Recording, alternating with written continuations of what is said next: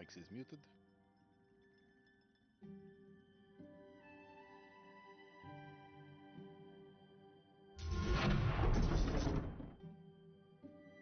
Welcome to CEN, your collective entertainment network.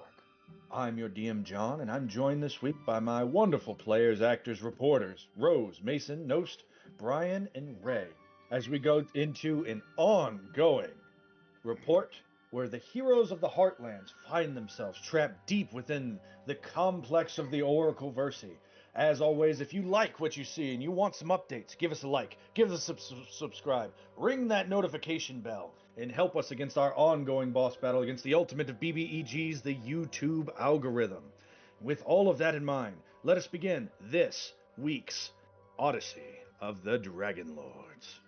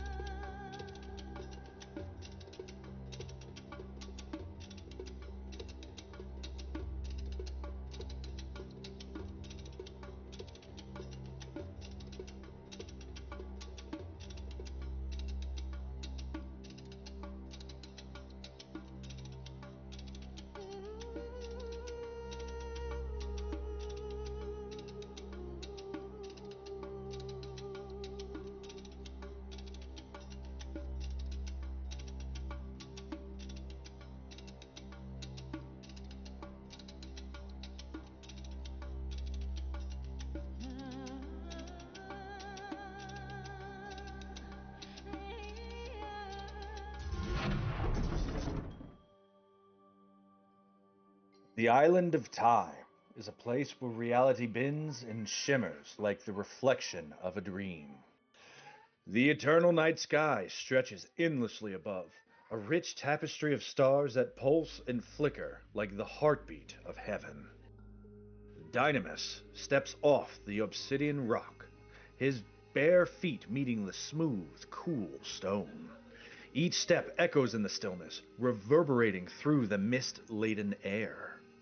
The stars catch his gaze as he looks upwards, a mesmerizing dance of light and shadow. But as he watches, something unnatural happens. A single star flickers and then vanishes, leaving a void where it once shone. Then another, and another. Each disappearance leaves the sky a little darker, the weight of absence pressing down like a physical force. A sound stirs the air, low and resonant. It is neither speech nor music, but something in between, a melody carried on the wind. It swells until it becomes words, spoken by a shadowed figure emerging from the trees. A massive form, all at once regal and primal. Its feline body moves with effortless elegance, each sinew rippling beneath a coat of midnight black fur streaked with faint, glimmering patterns that shift like the constellations. The creature's wings, vast and feathered with an iridescent sheen, fan out slightly as it steps forward, stirring the mist around its giant lion-like paws. Its human face is both fierce and serene, framed by a proud mane that glows faintly within the night, catching starlight within it. But it is the eyes that seize Dynemys' breath. Twin orbs of swirling light, galaxies caught in perpetual motion, their depths both infinite and unfathomable. The air thickens as the creature speaks, its voice layered, like the echo of many voices speaking as one. It is Lextalion, your guide and your protector on this island. Feel it, child of the first. Time unravels with your every step. Each star's mark a thread, severed by your will to walk forward. The fates narrow, paths collapse. This is the cost of choice. You return to a world unraveled, timeless one.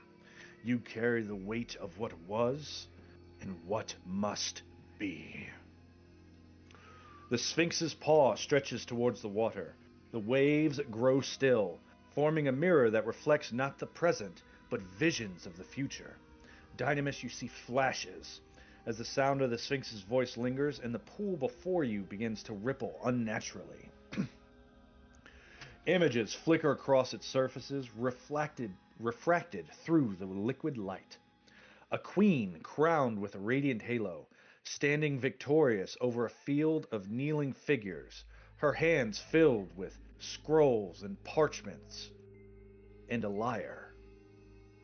A shadow swallowing the horizon, storms churning above it with fires devouring the trees.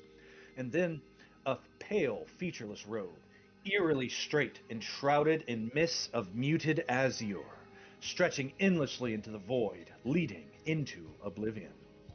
Lex Talion lifts one paw, drawing attention back to the stars above. As you follow the gesture, Dynemys, you watch another star wink out, and this Sphinx speaks once more, its tone much heavier. The stars fall for you, child of prophecy. Every choice a thread severed, every step a path lost to history. You will find your answers among the living. Walk with them, though they may spurn you. Learn their fears, their hopes, their gods. The scene shifts, not with a transition, but with a jolt, as if a page in a dream has been torn away and you are no longer on that island. The old wood is alive with sound, creaking branches, the rustle of unseen creatures, and the deep hum of wind through ancient trunks. Moonlight filters through the dense canopy, dappling the forest floor with shifting patterns of silver and shadow. Dynemys moves cautiously through these woods, his form blending into the eerie stillness of the place. Ahead, firelight flickers. A village, its glow soft and golden against the cold forest hues. As he approaches the crackle of fire, the murmur of voices begin to fill the air around him. The village is a collection of huts woven from reeds and covered in clay, their roofs crowned with moss. Smoke spirals lazily from the chimneys, merging with the mist. The villagers notice him before he can speak, and a silence falls across them like a blade through the air, and all eyes turn to him. He sees fear, but also curiosity, as if he is a phantom from their fireside tales. The chieftain steps forward, a tall figure clad in a cloak of wolf pelts. His face is lined with age, his eyes sharp and probing. A pair of hunters flank him, their bows half-drawn, arrows trembling with uncertainty. "You there," says the chieftain. "We were foretold of your coming. You walk like a spirit, stranger. Tell me, are you flesh or dream, friend or foe?" Before Dynemys can answer, he feels an ache deep within his chest, not physical, but a distant yearning. A sound brushes against his ears, faint as a breeze through the reeds. He recognizes the fragmented, melodic tones of his mother's voice. The threads of fate, woven tight. You are their weaver now. Beware the poisoned well, and wolves cloaked in azure silver. The words fade like dew under the sunlight, and the hunters all glance around, unnerved, but the chieftain's gaze sharpens. Dynemys responds to him, "I am mighty." A child's voice rises over the quiet. The stars, they are falling! All the heads turn skyward. The villagers gasp as a single star streaks across the heavens, trailing a tail of golden fire. Its brilliance illuminates the forest, revealing every leaf, every shadow in stark relief. Dynemys feels it as much as he sees it, a pull, deep and ancient towards this star, drawing him towards its final resting place beyond the trees. The chieftain speaks. "The omen is clear. If you seek peace, You must hunt the star. But beware, others will seek its strength too. Monsters, beasts of legend, who will be drawn to it, and to you. The mother seeks balance among her inhabitants that will be measured by you alone. The rest of the villagers part without a word, leaving a path towards the forest edge. Dynemys steps forward, the echoes of his mother's voice mingling with the distant roar of the star's descent. The forest swallows him whole.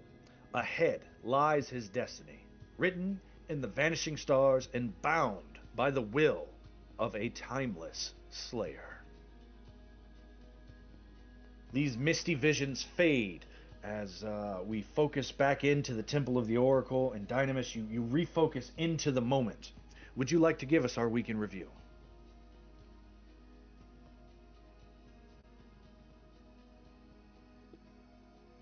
Yeah. So, the last time that we were all together, we were fighting against other fish people. What can I remember? Marrow, thank you. Against Marrow and a witch. Who also had summoned elementals. We had the illusion of the Oracle, and both Brontes and I went straight after not only the Oracle but the witch. The witch has a shell on her neck, where she uses that to steal people's voices, and she did that to Geil. Oh, she killed Ozais. Yeah, that happened. And now Ozais is fighting for her.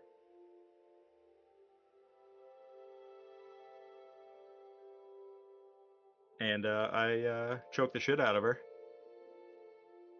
And she's still alive.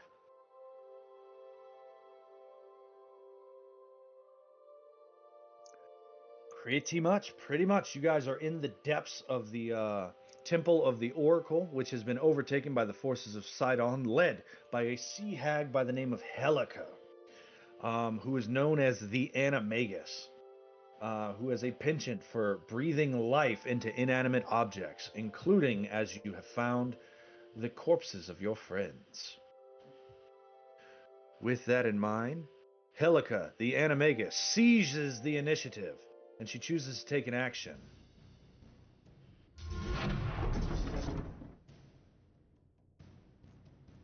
And with that action, Ozais, you're grappling Brontes. Go ahead and roll me that sweet grapple damage. All right. That is a D4 and a D10. This is going to hurt. I didn't have it turned on just yet. 3 points of necrotic and 2 points of bludgeoning. All right. Brontes, you take 5 points of damage. All right. And that instantaneously knocks me out. And then it's going to turn and try and punch, because that's a free action. And Ozais' corpse turns and punches out at Dynemys. Roll an attack. What is Dynemys' AC? Oh, 13's not going to hit it. No. Or 9's not going to hit him. Yeah, it is certainly not bad. Helica chooses to twist fate, takes 4 points of damage, and forces a reroll. Still not 16. Not going to hit. Frustrating. Does the weird grant? I'm sorry, but I'm being fair. It does. Fair. So then that is actually an 18 to hit. Still doesn't hit. Okay. Nice. Because I had something right that next gave to me a Eretria. +2 to my AC. Yeah, you're also right next to Eretria, so yeah, you got your AC's up. Yeah. Fantastic. So just barely. You go to you see Ozais reaching out towards you as Brontes hits the ground, still grappled. The other arm lunging out towards you, and when it does, you go and you bring up your shield, and you see the arm get past your shield, but then Eretria links her shield with yours, blocks the blow, and it is now Eretria's turn. She had one bloop remaining. She just used it.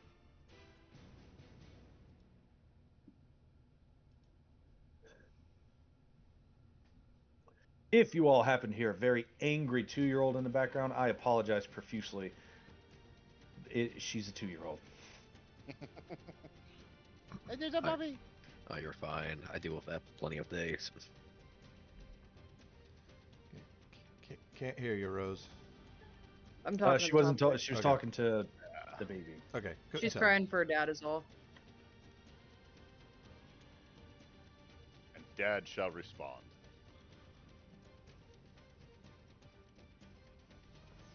All right.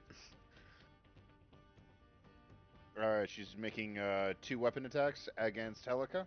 Yes.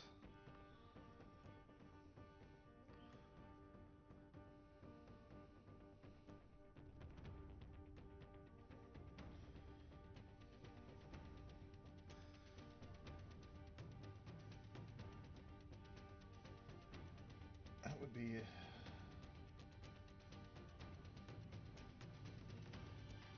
It's probably gonna provoke an off attack. Ozais is not technically a living thing right now. He's Well, animated not from by you, from the Helica. water Yep. weird. Probably. Ozais cannot. It will provoke an attack of opportunity from Dynemys if he wants it. You want to attack Eritrea?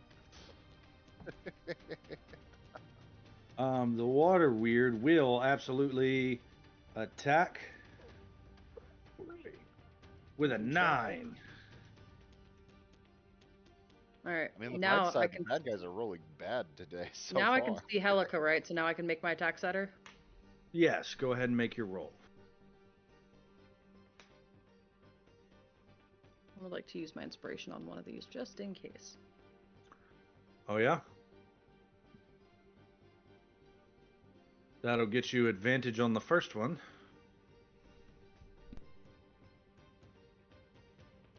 Great. Yes, it is. And I can't use a reaction. Dang And it. thus the fight ended. I would like to use my last favorite foe on her too, on that crit, please, sir. So I will roll that dice 3 times. Hold on, I'm mathing.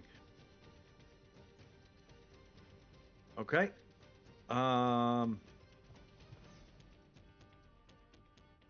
All right. So an extra 5.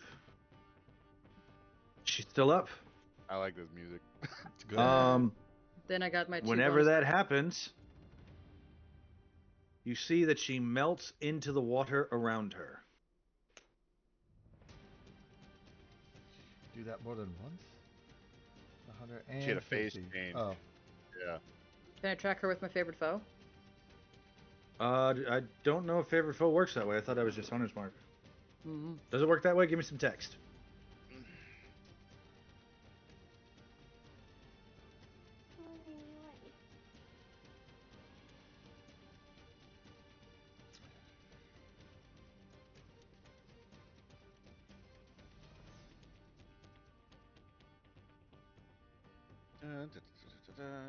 All right, let's see here. When you hit her, last 1 minute until you concentrate. Yep, it's just damage. It's not Hunter's Mark. Okay.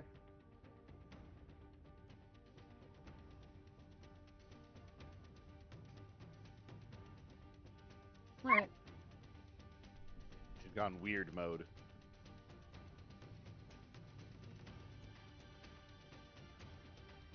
Then I'm going to, let's see how much movement I have left. And then I might finish my movement towards that rock then.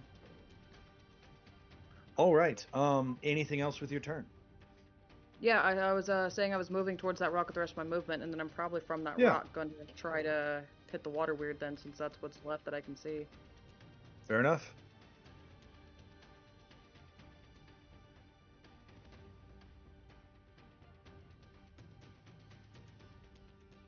Took your headphones.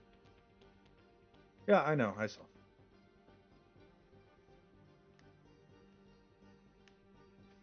My kid showed up, jacked my AirPod, and ran away. 19 against the water weird. So she's 19 practicing absolutely fortune hits the water weird. Let's see here. Your damage is not magical, so your water weird will take 9 points of damage. And I said I was two weapon mastering. Do I mean, so I still have to do that attack against the water weird though, right? Because I said that before. No, No? Okay, then I'm not gonna use it. because you used your action to attack. Something happened. You hadn't used your bonus action yet, right? So at that point, you can choose to use your bonus action to make attack, or you can choose to use your bonus action to make your thrown weapon master attacks, which is 2. Okay, I would just do Just the like one weapon attack. flurry instead of of 2. blows for a monk. Okay, then I would just do the one attack and not the 2. Yep, you got it. So that'll be my turn, and then Zyphos is going to administer a potion to Brontes if we can.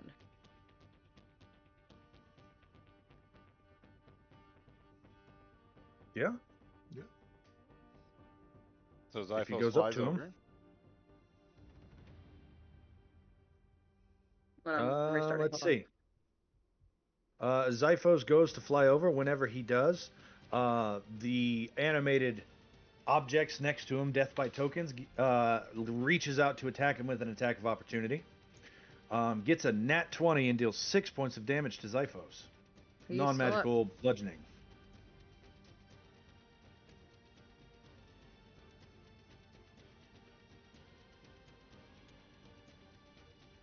All right. After a long way you around. is okay. After you is Dynemys. Avoiding Ozais like the plague. Fair enough. Well, actually, before Dynamis goes, because we had a phase transition, Helica will take a legendary action. So Brontes would get 10 hit points though. All right, 10 hit points.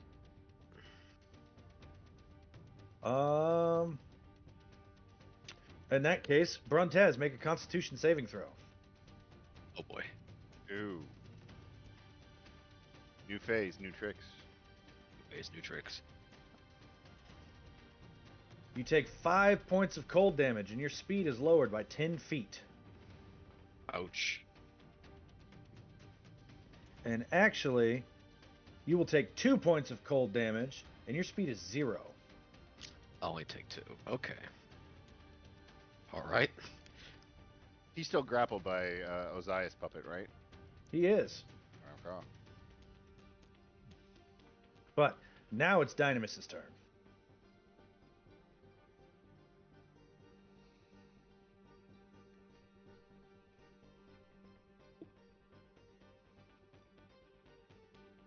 So I know I'm not raging, but I've been like, my eyes have been set on her, and I saw her melt into the water, Yep. and I'm guessing now she's invisible. She's, you don't see her anywhere right now.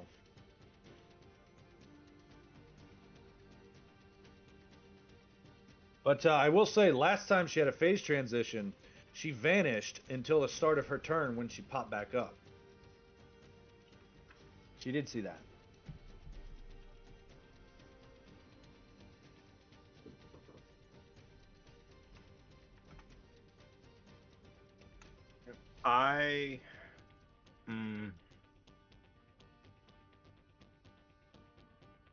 There's also a water weird and Ozais who is killing Brontes. If I do anything to Ozais, Ozais won't be a thing anymore. Technically not. You'd be surprised at how durable a body made of stone and metal is.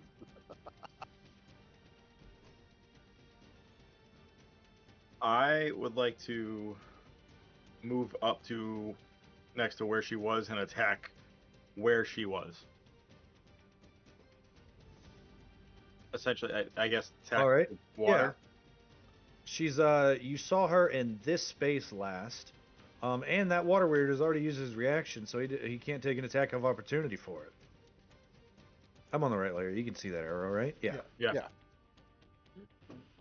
So yeah, I will, I guess, move up to there. Yeah. Yeah. And I will attack that square. Oh, it cut off. Make one attack at disadvantage, please. And I'm still large, correct? Yes. Yes, you have cast Embiggenate. Haha.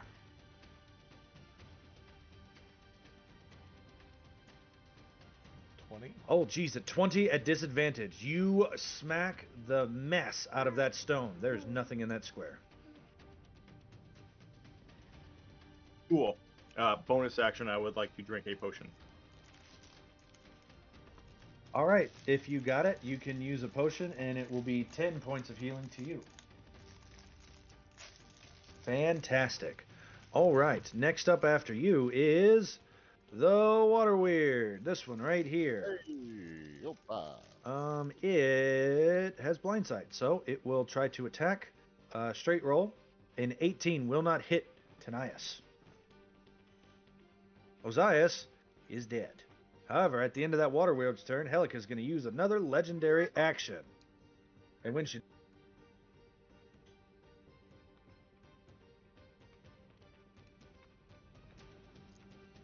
does, when she does, um,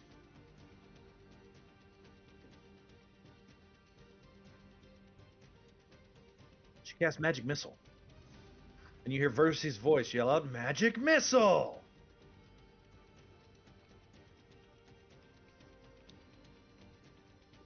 That's going to be 3 points of damage. Let's see.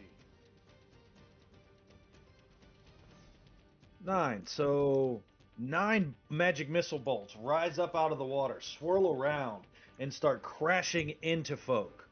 1, 2, 3 go out to Brontes, dealing 3, 6, 9 points of damage to Brontes. 9 points of damage. Okay, I am down once again. No, 3 you are would going to be go at to one, Zyphos, wouldn't you? dealing 9 points of damage. Brontes, wouldn't you be at 1 because you just healed 10? Oh no, I got 10, and then I was taking hits from the animagus, brought me down to 8, and because this did 9 damage, I'm now back down to 0. I missed the 2. Sorry. Yeah, there was one thing where she made its speed 0. Hmm. So then 9 points of damage to Zyphos, as in 3 crash into him, and then 3 are going to crash into Dynemys, dealing 9 points of force damage.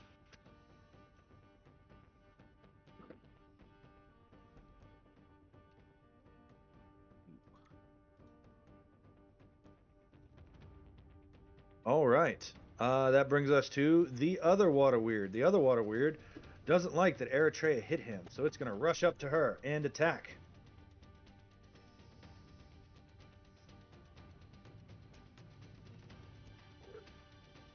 With a nat 1.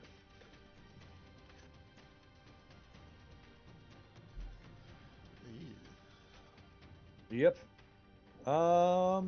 In that case, let's see. Eretria, make a Constitution saving throw. As she hits you with a salty rhyme. Every time you say that, I keep feeling like she's being a rapper in the Can I use moment. a bardic inspiration on this? Yes, if you have it. I do. Roll it twice because you get to do it at advantage. Yep. There's a minimum of 3, I think. Number 3.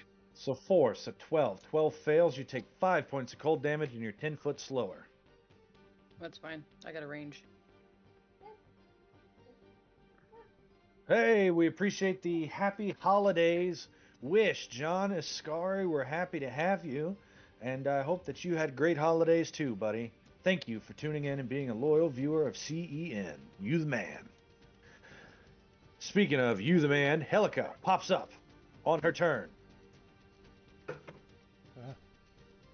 Yay. Right behind Geil. Geil, I need you to make a wisdom saving throw against a fear. Wisdom saves. Be afraid. Bardic inspiration as well. Hey. Ooh, not one. He should have advantage because he has, what was it called? Epic Oh, yeah. Courage. Oh, 12. so 12. 12 I have plus your Bardic Inspiration. Go ahead and spend it. 6. There we go. So that's 18. Can't get any 18 saves. You are not afeared. I'm not Even this in And death. she look real mad at you, and she gonna use some claws with a 13 to hit you. Nope. I think he still has Sanctuary up. Oh, does he? Yeah. Yes. Okay, well let's see. That's She's the gonna little think real field, hard about right? hitting you, And that's just and then me. get a 13. Yep. She really does want to hit me. And then you hear bloop bloop bloop. Brontes, make it a saving throw. I will.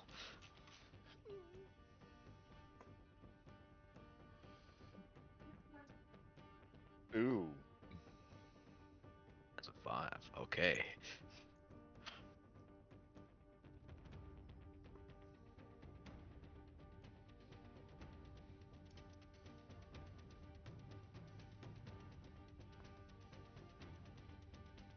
All right, here we go. At the end of Brontez's turn, she will use a legendary action and animate 4 things and command them to attack. So 2 going towards Eretria. 1, I need a dexterity saving throw from a bonk. The other gets an 11 to hit you.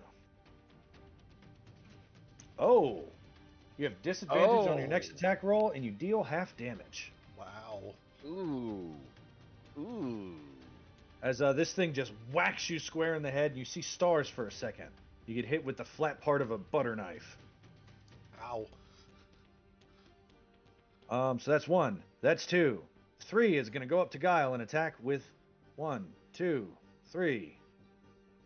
Here First makes is a going wisdom to harm. Yeah.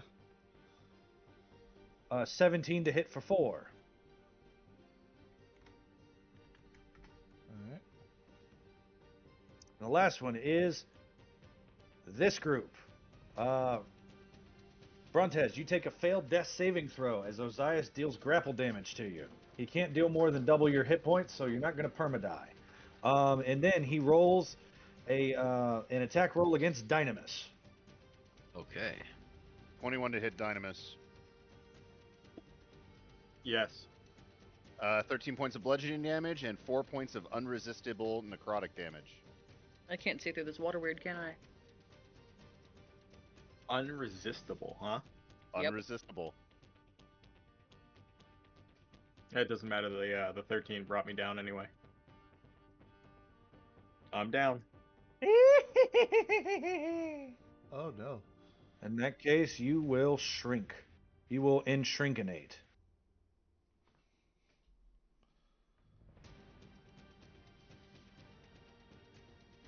Water's very cold. You know, there's a what'd you call it? A vortex, a polar vortex?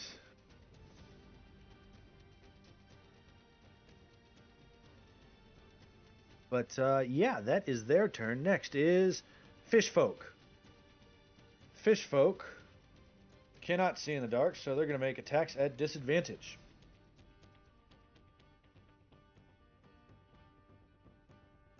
Actually, they're going to go 5, 10, 15, 20, 25, 30, 35 on top of the other fish folk. And attack. This will be going towards Eretria.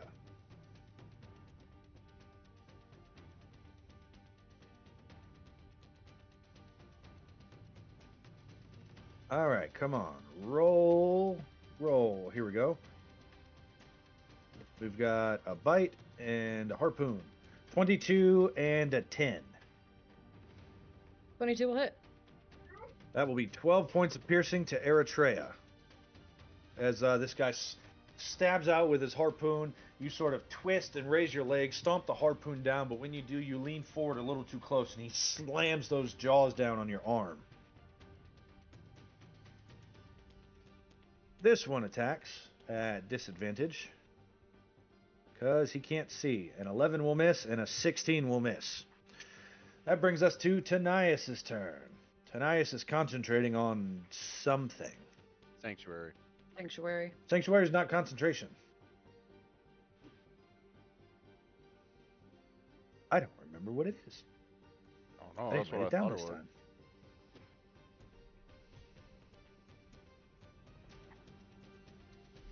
But bonus action, he's going to do something, and then with his action, he's going to attack twice at disadvantage. You guys just hear whistling.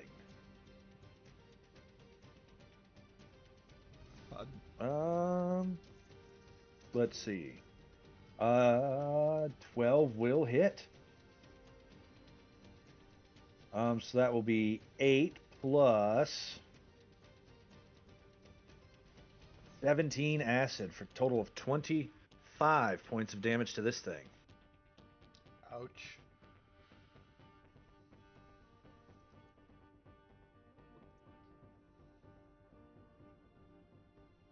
Geil, it is your turn. All right. Standing right next to me, do I see the seashell necklace?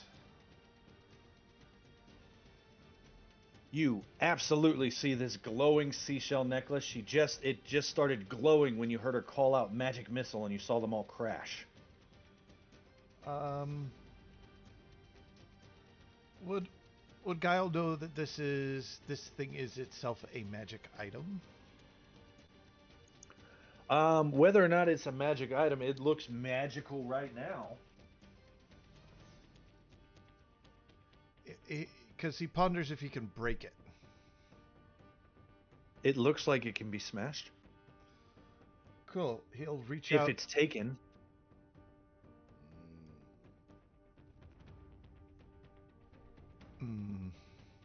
So would grabbing it be a item interaction? You can use your action to attempt to disarm her, and that'd be opposed athletics. Because what he's thinking is grabbing it, necklace, right? Grabbing it, shocking grasp.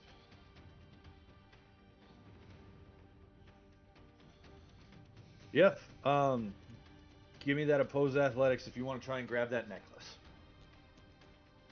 All right. I'll use a DM inspiration on the athletics. All right, go for it. So there's the athletics. Oh, damn. Man. Way to go, Geil. That is great. She's going to burn some hit points. Roll it again. Oh, she takes 5 points of damage to avoid that.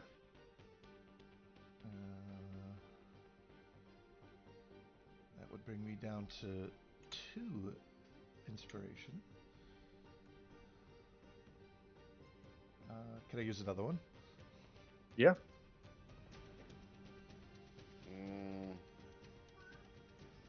Oh, man. 7. All right. You grab hold of the necklace, and for the first time, you see fear in her eyes. That's your action. Bonus action. Do you want to try and shove her away with your telekinesis? Oh, Do it. do it. Yes. That's a nat one. Now You yank the necklace off of her. Like you just you reach out, you grab hold, and then with the other hand, you do like a force push, and her head ducks down as she goes moving, and the necklace is still in your hand. She looked mad.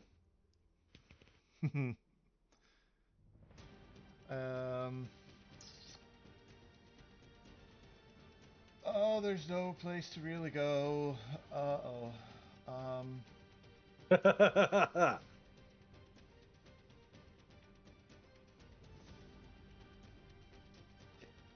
Can you break the necklace? Can you break it still? Or is That that would He be doesn't an have the action. action I don't accounted have the for. action. Damn it. Oh man.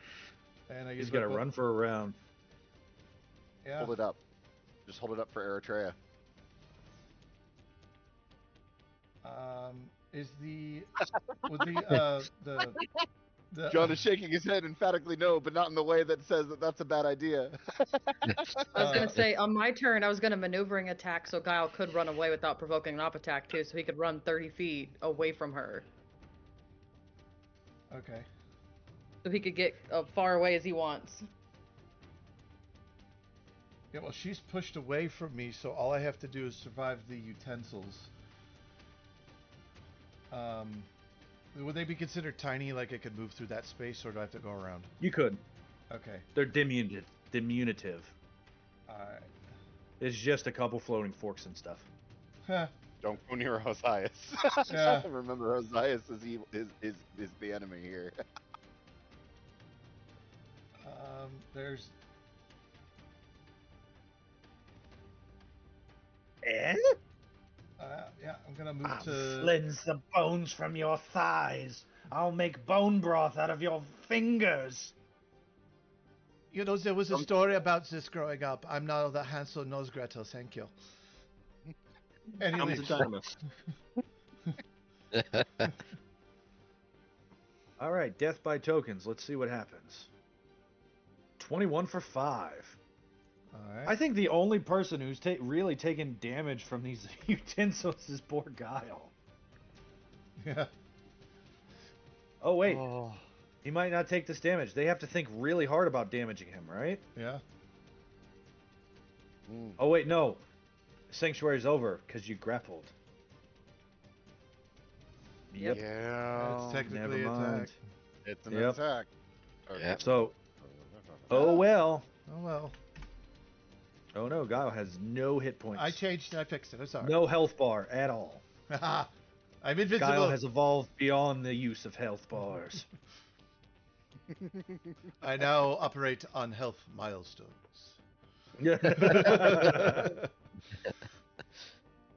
Anything further? That's and he'll hold it up, but he'll hold it not dangling, but up in his hand. Shoot it! Shoot it! Someone shoot it! So At it's the end just of your us turn, two Helika's left. going to use a Guys. bloop. Yep. And she is going to... Ray of Sickness. Oh, shit. Oh, my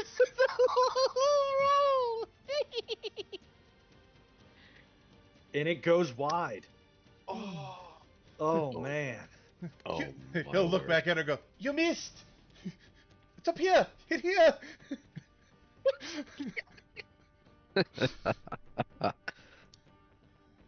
That brings us to the top of the round. Do you want a minute to plan? Yes. Yeah, we have. Okay. There's two All of right, us. take your minute, and I will be right back. Gotcha. Okay, so I can 5e shuffle, and I'll take some op attacks to move around to get line of sight to hit this. I have disadvantage on my next attack. But I have thrown weapon fighter, and it's only on my next attack, not on my next 3 attacks. So I can make one attack, miss, get rid of that, and then throw and hit with 2 other attacks. I can tide to chaos it and make it a straight roll. Okay. Can try to 3 attack the thing 3 times, or I can take 1 attack, take my shot with disadvantage on this water weird, and then throw it. Yeah. Yeah, do a little damage. Since you can throw multiple times, I'd say do a little damage and then and try and hit the. Okay. And, I'll hit the water weird or something once, and then I'll throw twice at the necklace just in case. All right. I'll have the soundboard queued up for when you hit it. Okay, cool. Because I didn't have to use my symbiote last time, I actually can pop up with 1 hit You can point. just sit up, yeah. Oh wow. Okay. And Does that say that goes off at the start of your turn, the end of your turn, or does it not say? it says I can use this feature instead of making a whatever roll for a death saving End of throw. your turn, gotcha. Okay. Still, that's pretty dang good. I think we got this at this point. Yeah, so I Okay. can take 2 op attacks from the cutlery, and I'll be okay, because it probably won't even actually do damage to me. I'll just walk around the water weird till I can get line of sight to you. Gotcha. I can go this way. Do the thing. Do the thing. Yeah. All right, go. All right, I'm gonna make an attack at disadvantage with this water weird. Okay. If you hit, you deal half damage.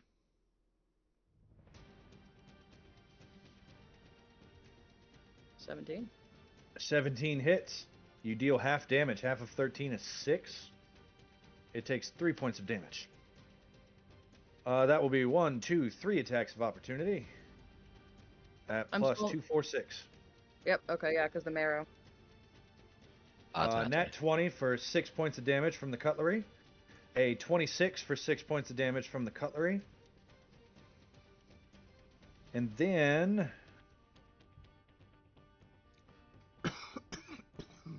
Excuse me. an 18. Miss.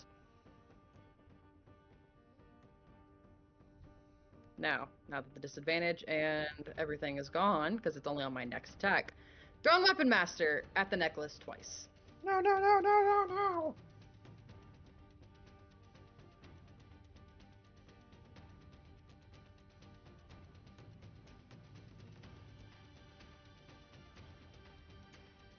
You launch 2 spears, and when you do, they careen towards this necklace.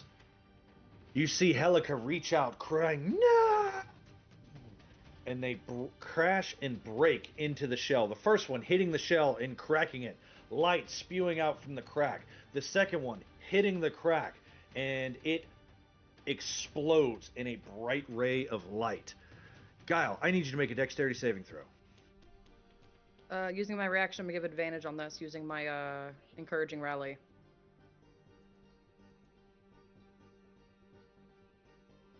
$16 will save for half. You will take 6 points of radiant damage. Cool. All right. Oh man, and you're on initiative 21. Oh man. You said 6. Damn. Yep. Let. Oh man. That means Versi enters the chat. Yes. Uh,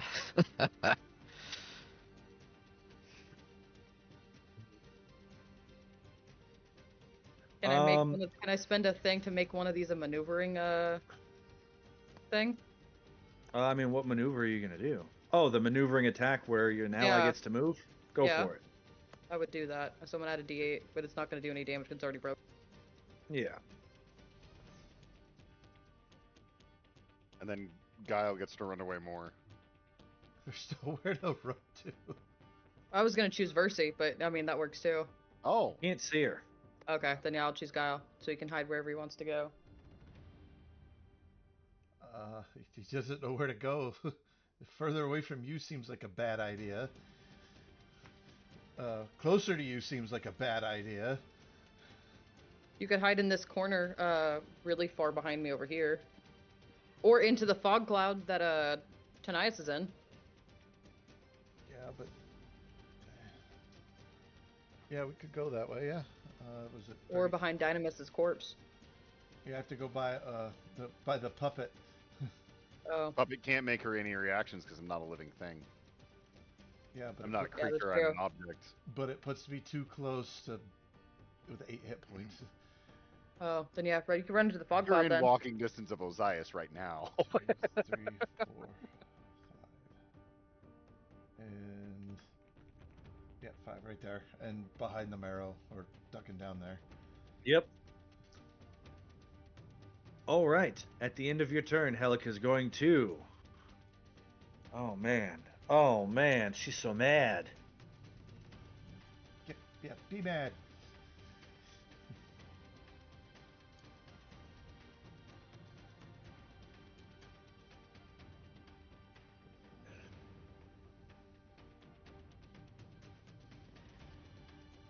Yeah. She's going to. Here we go. Animate objects. Ozais, you damage Brontes. Okay. Roll an attack against Brontes at advantage. I'm going to use an inspiration if I can to make this a straight roll. Doesn't work that way, buddy. Aww, Get the but shot. it's involving my character. Nah, well, effectively, I should be clicking your buttons, but I don't want you to sit there with your finger in your nose. Natural 20. Brontes, you take 2 failed death saves. No. Oh man. In that case, does that? I do have to ask. I have 4 death save. I have 4 failures, right? Brontes is dead. I'm gone. First he's gone As you mad. What see, does it look like, John? So you just see this like puppet reach out and just slam down into Brontes, and you hear this sickening crack where his chest used to be, as this gold starts going across his chest, and then the room starts to shake, I was gonna and you say, hear a new voice start to scream. first he's gonna kill you. This is now initiative 20.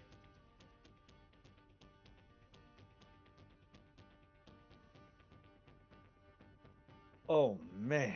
First he's gonna kill you.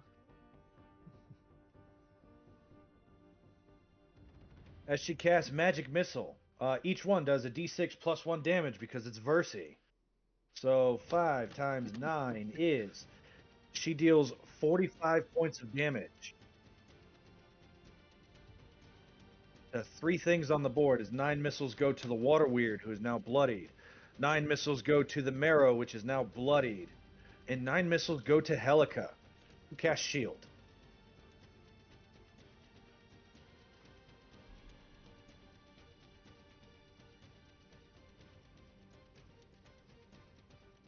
Dynemys, roll a death save. No. He just stands up. I just stand up. I just put shield up for everyone so we can see it. Thank you. All right. 1 plus your spellcasting modifier. Oh, you're using that Laser version, but llamas. yes. Yeah. Each version does cancels out Magic Missile. You wake up with 1 hit point and you stand up. Yep. At the end of... Nice. I can't take any other actions, right? No, because it's at the end of your turn. But you're I not forgot dead. to roll these 3 because they move up, and that's going to be 3 hits against Eretria. Maybe. It's a plus 6 to these. Blam, blam, blam. Oops, I rolled 1 too many. So a 29 for 5. So none. A 24 for 5. So none. And a 23 for 6. I Or I'm got sorry, a 1. 29 for 6. I take 1. You get peppered and stuck with forks and knives. They're just sort of sticking out. 1 hits a soft spot. And it pinches. It hurts less than a cat. Is that a salad fork? This is And then at pathetic. the end of that turn, Helica is going to use another legendary action, and he will Brine Lick. As she siphons 15 HP from every water creature on the board. 15 Seems from like you're you. helping. Wow. Wow. 15 from you. 15 from you. And, oh, this Marrow loses 15 health and dies. I was gonna say, so you're helping us? She's saving herself. Yeah. Well, I have a feeling this is a stage 3 power too. I have a feeling she doesn't have this until She this gains point. 75 health. Oh Yeah. man. She basically just now has stage 3, but it's almost half health or max health or whatever. That brings us to the Water Weird. It is blind sight, so it... Do they have a 10-foot reach? Let's check. They do have a 10-foot reach. At advantage against Geil. Lashes out from the fog cloud. An 18 to hit No. Geil with Constrict.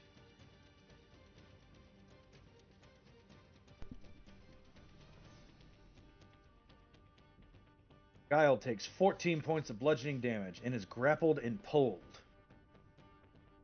If an 18 hits. I think an 18 hits. Yeah, well, Geil is unconscious. Oh, man.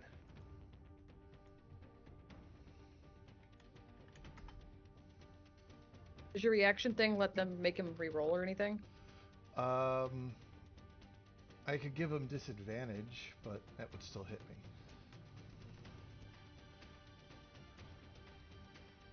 Let's see, where is she's out of those. She's out of bloops.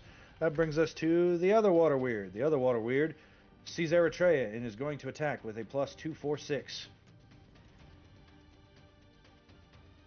And gets a nat 1. This I feel water like you weird guys gave man. up. Helica, the animagus.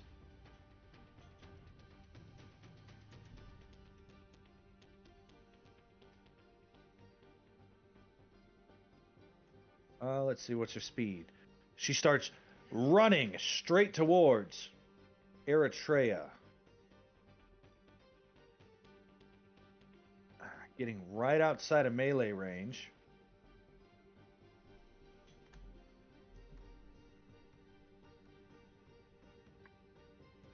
And I need Eretria to make a charisma saving throw. She tries to steal your voice.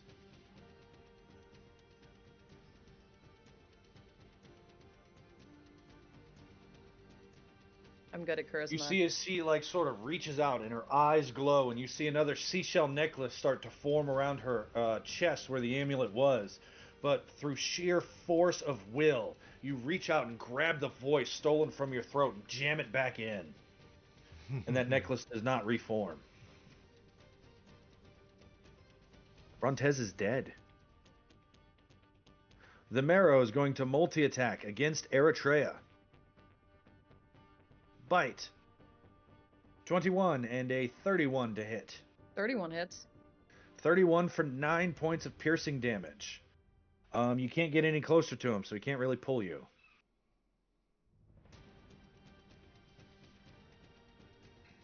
That Marrow is dead. Get off my initiative tracker. At the end of the Marrow's turn, she will use a legendary action. Well, they're called Paragon actions in this version. And she will...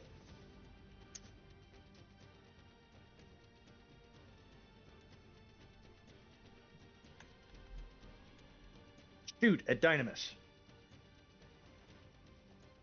As she casts Ray of Sickness. And gets a 9 to hit. Wow. She's really thrown off. There's 2 9s on the same spell. Jeez. Yeah, just like Geil says, 9? 9. 9, 9, 9, 9.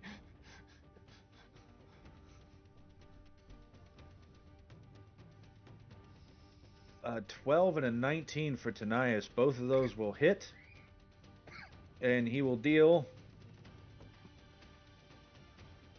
17 plus 15 acid damage plus 13 piercing, cut in half because non-magical, plus 10 piercing, cut in half because non-magical. As he starts whistling and deals 43 points of damage to the water weird. It does take acid, right? It does take acid. Weird. Your opponent is me, not him. Weird. Thank you for that courtesy laugh. No, that is such my sense of humor. You have no idea. At the end of that turn, I need Eretria to make a Constitution saving throw.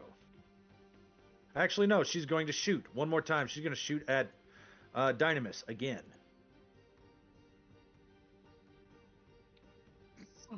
Jeez.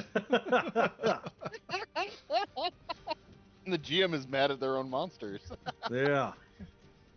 Now it is Geil's turn. Make a death save.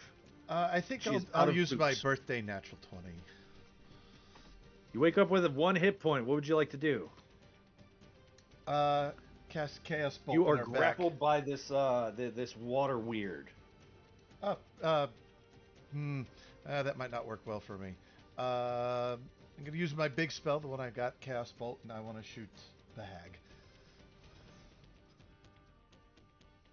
Go for it. I see. Make that attack roll. It is at disadvantage because of melee. I have Warcaster. Okay. Does that cancel that out? No. Thought it did. Not So that just I'm make an aware op of. attack as a reaction. Yeah, you can cast a spell as an op attack, and you get advantage on concentration checks. The one that cancels Oh, out yeah. disadvantage in melee is Gunner and Crossbow Expert, and there's a fighting style that does it. Alright. I gotta get rid of that. I have to find cast mode. Chaos Bolt. Damn. 19 at disadvantage still heals. Holy smokes. Still heals. Please unclick your healer. 4 plus 6 plus 1. So we've got force plus poison. Do you want her to do force or poison damage? Poison? Poison damage. Let's see here. Helica takes full poison damage. So she takes 11 points of damage. Ah!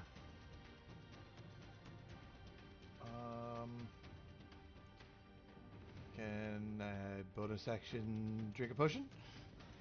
Absolutely, if you got the bonus action for it. I do.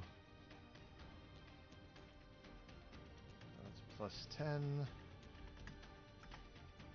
Right, 11, and that was action, bonus action.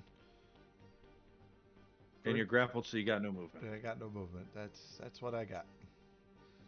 All right, top of the round. Do you want a minute? I am going to hit the crap out of Helica, and I can have one more maneuvering strike, so I can move Dynemys into a better range if you want to 5e shuffle around Ozais. You can also probably be in range of Helica as well as Ozais, if you want. I want to hit her. Okay, I will maneuvering strike on my turn to move Dynemys into 5e shuffle to Helica. That's my plan. I'm going to hit the crap out of her and then make Dynemys hit the crap out of her. That is my plan. Sounds like a plan. Yeah, that's it. That's all I got. Ray, anything on your side of the field? His favorite foe right now. So. I can hit the water weird that's hitting me. I can shoot at Helica, whatever we need. But I'm grappled and probably not getting out of it. So you should Dynemys focus is on going to get you staying out of that alive. grapple really quick. Yeah. Okay. But I can focus fire on Helica. That'll work then. All right. Eritrea, your turn. Go team.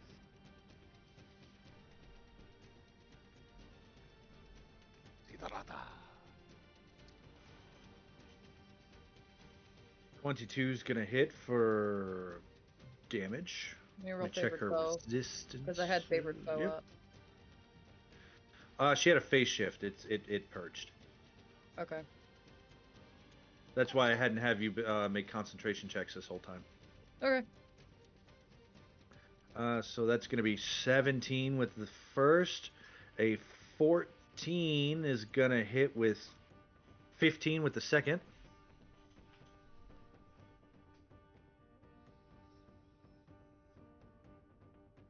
She's bloodied again. And then And you're I will putting use my last maneuvering strike so Dynemys can move. All right, Dynemys, you can move up to 30 feet. And it adds Add that D8 damage to for me. damage. Yep, I said add to D8 to damage. Hold on. 5. Oh, I forgot my wild surge because that was technically a first level spell. Yep, go ahead and hit it, please.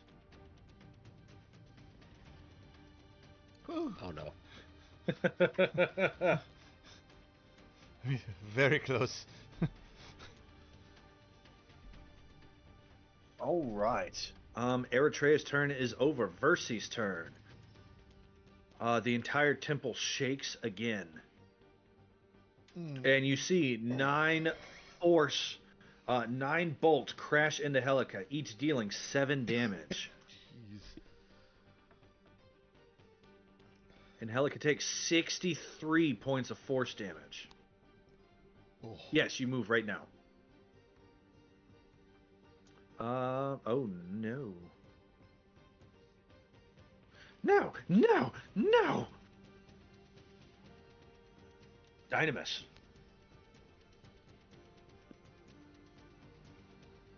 She looks really, really, really bad, right? Really, really, really bad.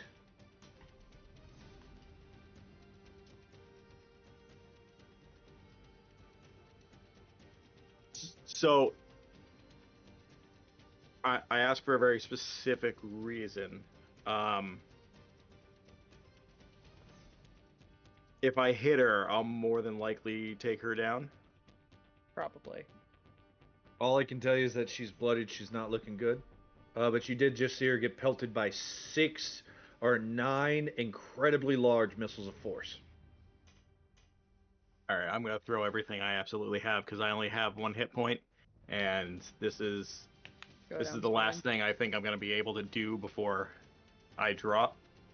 I am going to reckless attack, so I have the advantage. You do. Nice. But the way I do this is a little weird. I'm gonna attack her with my maul, but to take her down, I actually grab Brontes's hand and put it under my hand as I hold the maul, as if he's swinging the last hit. Oh. Awesome. Go ahead and take your cinematic +2 bonus to this roll. Awesome. Brontes, you're gonna wake up with a kill and a dislocated shoulder. Yeah. I mean, Pretty much. sorry about the rotator cuff surgery. Because you're gonna get all the high fives. So you do this, and when you do, you swing down, and with a sickening crack, you hit her. You deal 16 points of damage, bludgeoning and radiant. She has no choice. She's going to try and force that reroll. Roll your attack again. It's still at advantage. As she tries to twist fate and takes 6 points of... Oh. You know what's really funny? You go, and when she does, you see her reach out to twist fate. And she kill steals from you. As when she does, the tides of fate swirl around from her. And you can see the statues of Versi start shooting down this lightning at her. And as that happens, you connect with the maul as she's unable to twist fate. And you just hear the sickening crunch as now you know what type of shampoo she uses. It's Head and Shoulders, as her head just sort of shrinks 3 inches down into her chest cavity. When she does, Ozais hits the ground. All these tokens hit the ground. The surviving enemies on the board, they're still fighting.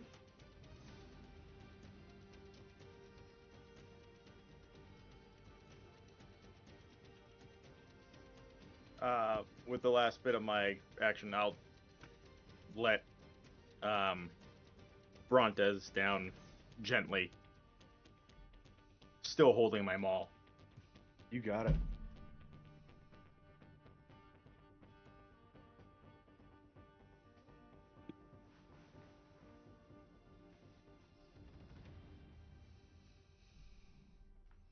All right. Next up is the Water Weird.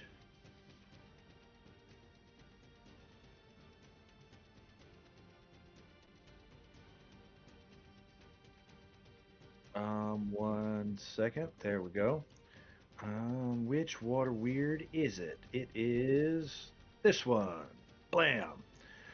He is going to attack Geil because Geil is grappled. This is at advantage because nope, they automatically hit targets that they have constricted.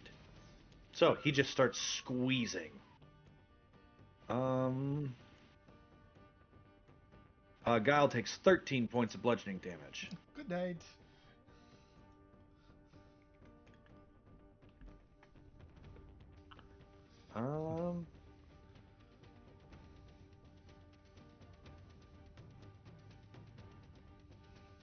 Yep. All right, that brings us to Ozais is dead. The other Water Weird attacks Eretria. It will move to flank to get a +2. A 14. Pathetic. Yeah.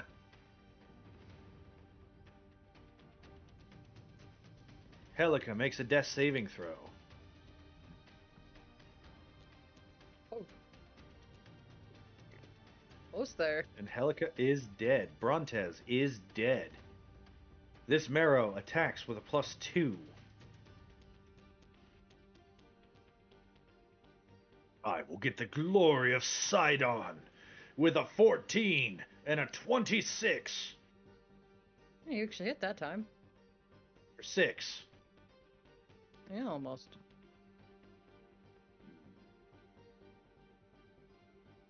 It's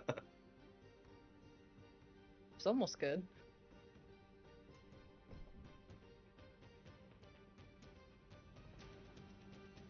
Mitros Man keeps with the whistling. And gets a 10 and a 10. Both of those miss.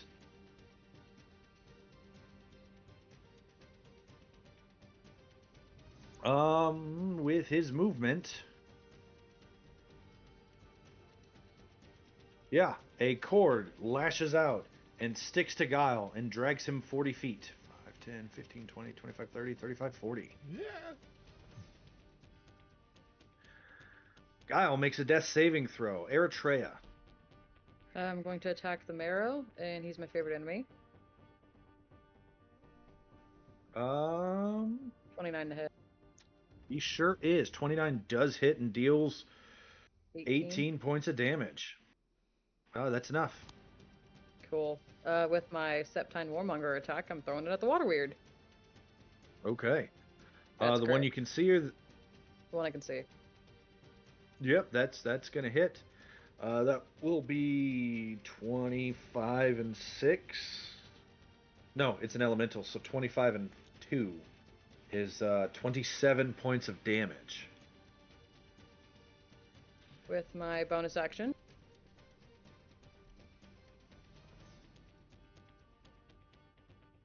It is still up. Then you throw at it again with a 21 for 18 points. Your spears are just passing through this mostly water. Well, it is made out of water, but you see as you're not doing full damage, and it's still standing. Eh. That's turn. Dynemys.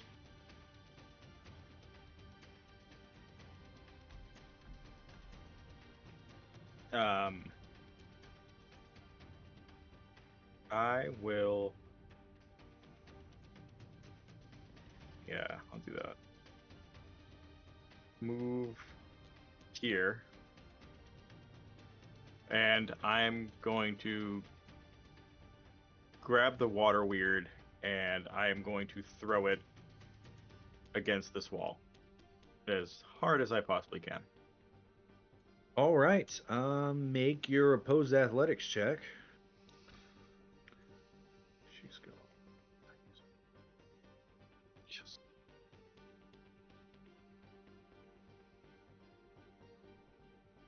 Nat 1.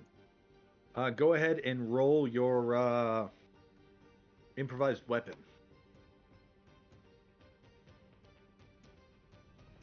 And since he rolled a nat 1, roll it twice because I'm counting it like a crit. Actually, you already rolled twice. You don't have to. So 9 and 7 is 15, 16, 17, 18 points of damage. It is still up. It smashes against the wall and reforms and looks angrily in your direction. That's your action. I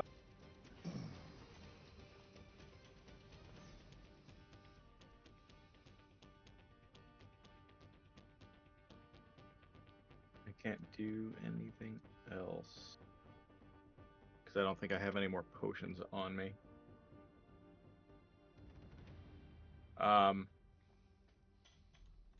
I just look at it and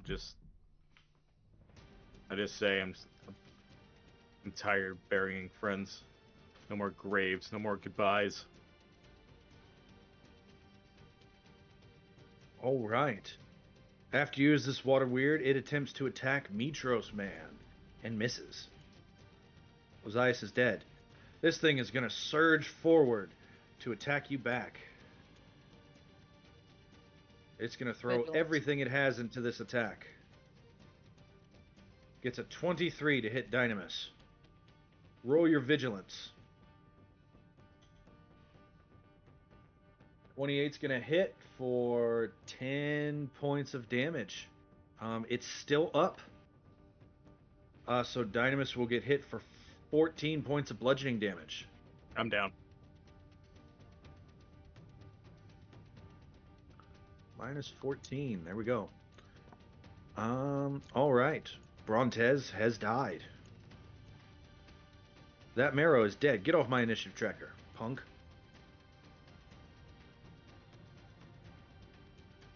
Dynemys is going to make one attack. 19 hits. For 14, for 10 cut in half to 5 piercing and 14 acid. And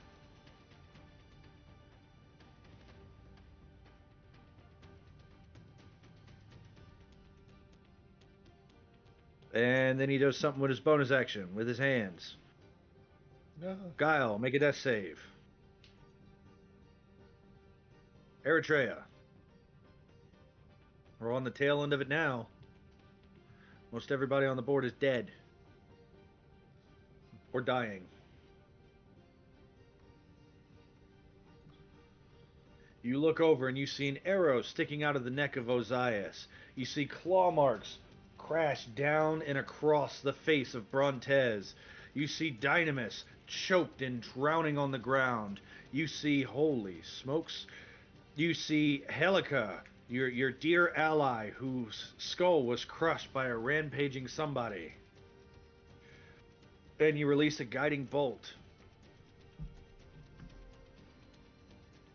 With a 17 to hit for 15 radiant against Dynemys? Nope. Water weird. Oh, who? Oh, Water weird. man. Dynemys would He have had been a hit point disadvantage. left. He's within melee range. You release out this guiding bolt, yelling out the ancient arcane words, Kameha, and launch it forward. This elemental filling with this light and then bursting, leaving nothing there. That's your action. Can I still throw a spear's bonus? Nope. You Okay. did not take the attack action. You took the cast the spell action. That's fine.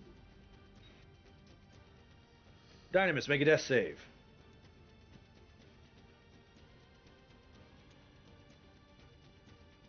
Understood.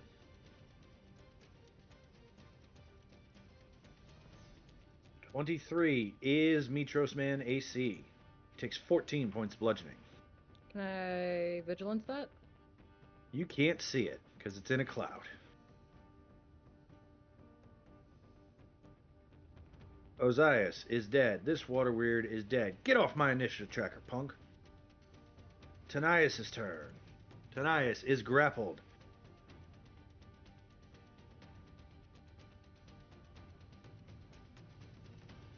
Hits with 23 points of acid damage to the monster, dropping this creature. I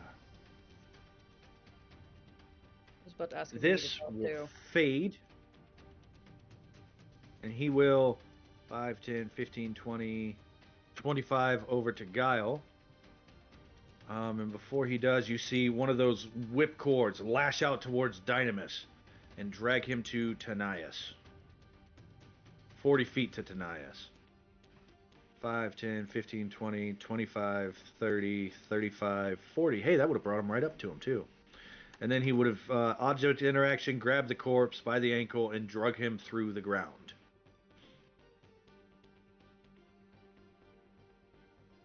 Geil, make a death save. Guys, making a death save. It's a saving throw. Can I give him advantage on that with my encouraging rally? No. Okay. Eretria. I'm gonna move up to, I think it's right in between Ozais and Dynemys. Dynemys, go. Oh no, you pulled Dynemys. Ozais and Brontes.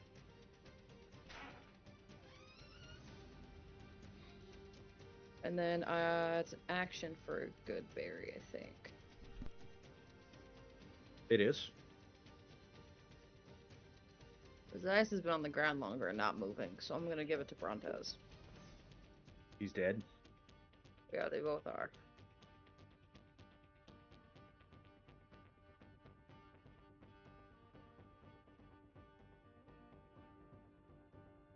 Yep. They're dead, and you couldn't save them. Yep. Dynemys, make a death save.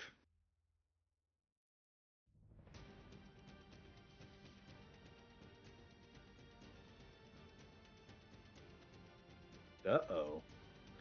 Ozais is dead. Brontes is dead. Dynemys, he can't heal Dynemys anymore today. Oh, man. He's got potions. Can still stabilize. Both actions. Here's what he's going to do. He's going to use an action and feed one of his good berries to Dynemys, waking him up with a hit point. Then, he's going to use a spell slot with his bonus action, because he didn't cast a spell. He's going to cast Healing Word. As he says, the Healing Word to Geil. Bird. And you will wake up with an... Bird. Where is his Healing Word button? Because he gets his dice are a size higher. Because... there we go. 12 points of healing to Geil. Geil's at 12. Dynemys is at 1. Everybody else, let's go ahead and leave initiative.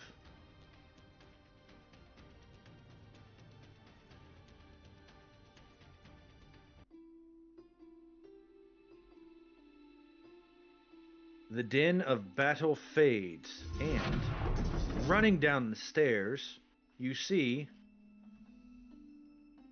Versica and Old Man Proteus. And they are joined by the other token that I have to grab, which is Kyra. And Neri. Where the hell is my Kyra?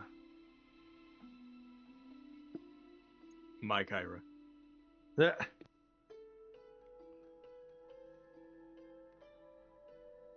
Not yet. Maybe. We'll see. Let's see. I can exit out of all these battle blocks. Kyra, Neri, all of your NPCs that weren't there. I'll just grab a new Kyra, because I have no clue what happened to my Kyra. Allies. Here we go.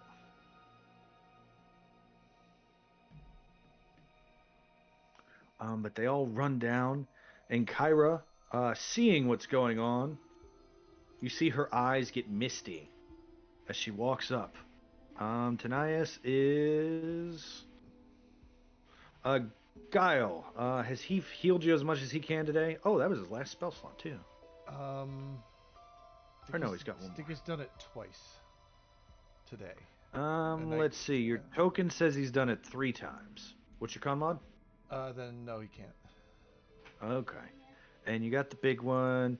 Dynemys, your con mod is a 4. Yes. Eretria, are you hurt? Be a wreck. All right. I'm above half health, but I mean, I could use it. Yeah, so he's going to hit you with 2 of those little darts. So on a scale of 89, a 0 to 89, I'm at a 51. So you'll get 12 and 12. So 24.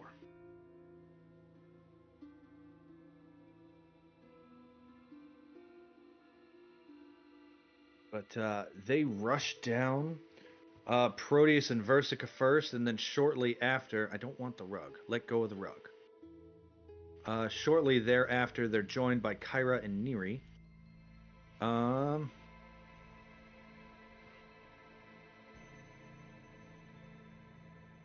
And Proteus says, "Oh my word, the heroes, what happened?" Where is Versi?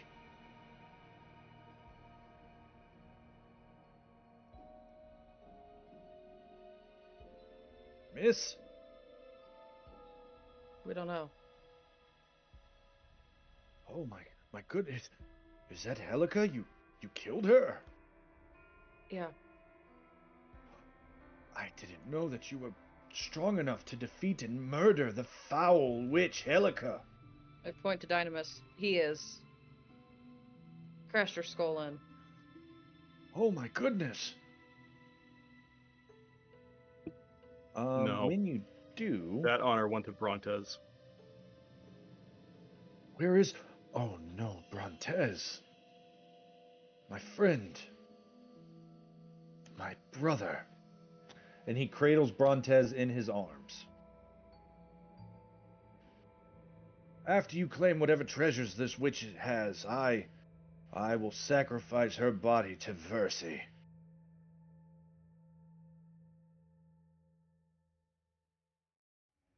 If you'll allow me. Seems like a good plan. It'd be an honor if you'd let me help you carry him. Yes, he's heavy. Those little goat legs weigh more than you would think. And my bones are old, and he sort of stabilizes. He like grabs you by the hip to help himself up. He goes, "Oh wow, that's really firm. My goodness. Oh."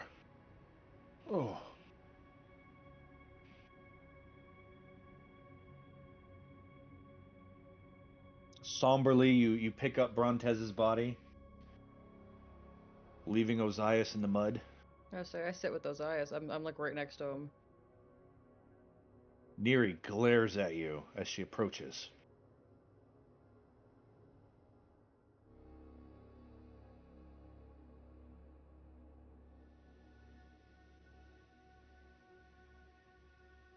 Do you claim Helica's treasures?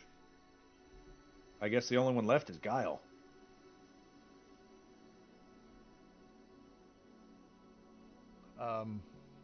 Catch me up a tad.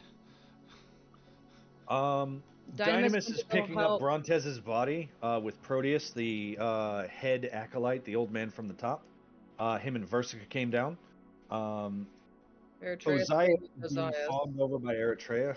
She's sort of mourning him. Eretria's companion Neri is glaring at her as she gathers up the bits and pieces of broken and dead Zyphos.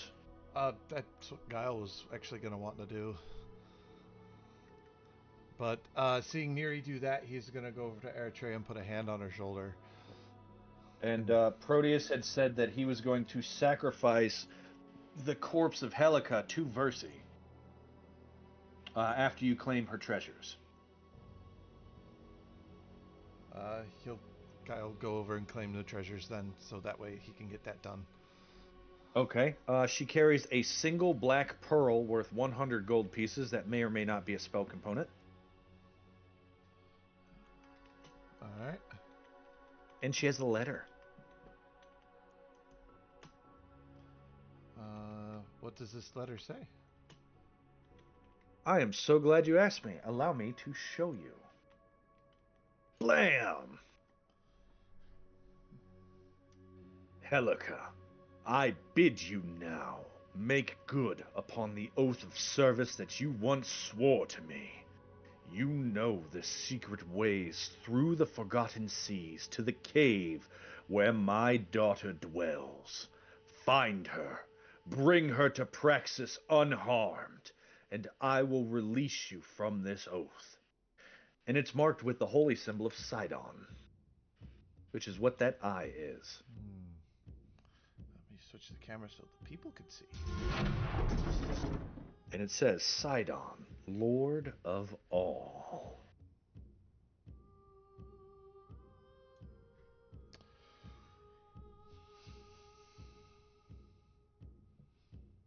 That is in your player handout folder, if you ever want to look at it again.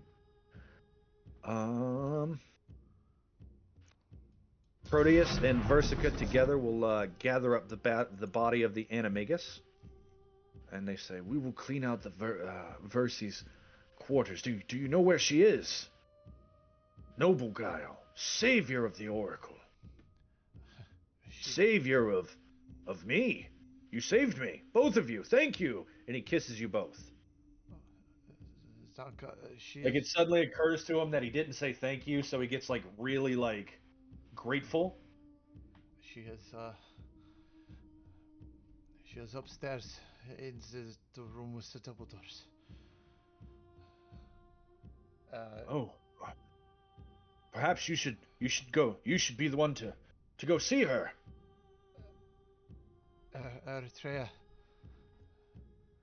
we might need you to help me save Mercy if she's still in the weird. Where's Neri at right now? With you. Don't. Hold on. Uh-oh. She whispers something to Neri before getting up and attending.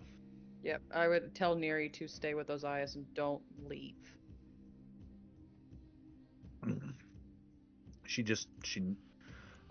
nods at you and she gets real fidgety.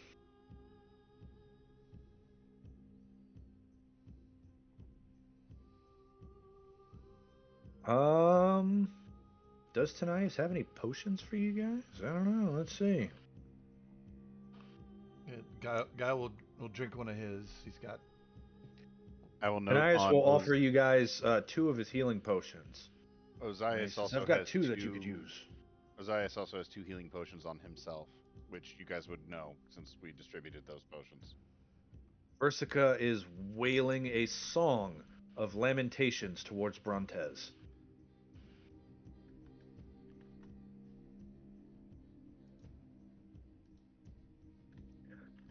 Kyra says, I've got the thing for this. And she starts fishing around in her scrolls. And you see she pulls out 2 very large scrolls and she says, Versi gave me these just in case. She said that we would need them. This is your freebie. This is going to take me 2 hours. And she starts casting Raise Dead.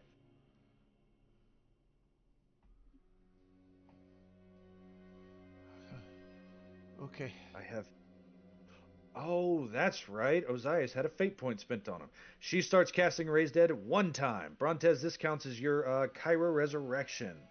There's 1 for each of you, she explains.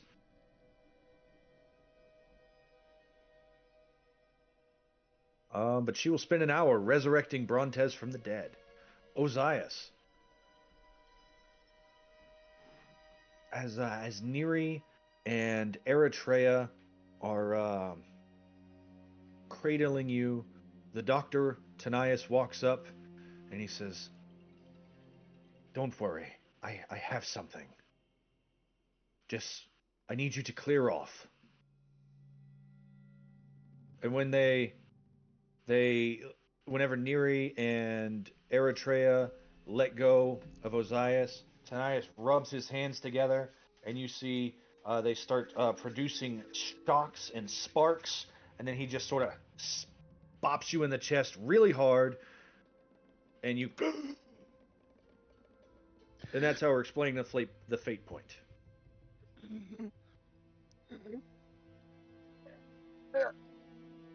Dynemys looks just as surprised as everyone else. That actually worked. What do you mean that actually worked? Well, the worst thing that could happen was he stayed dead, right?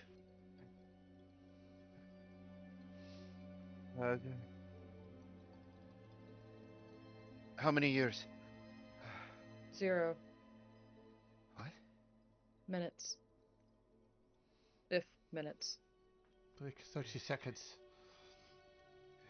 Should take me years to come back. Less than a minute.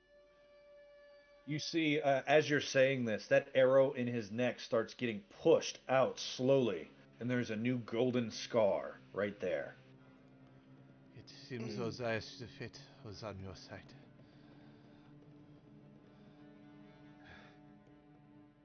Are we all right?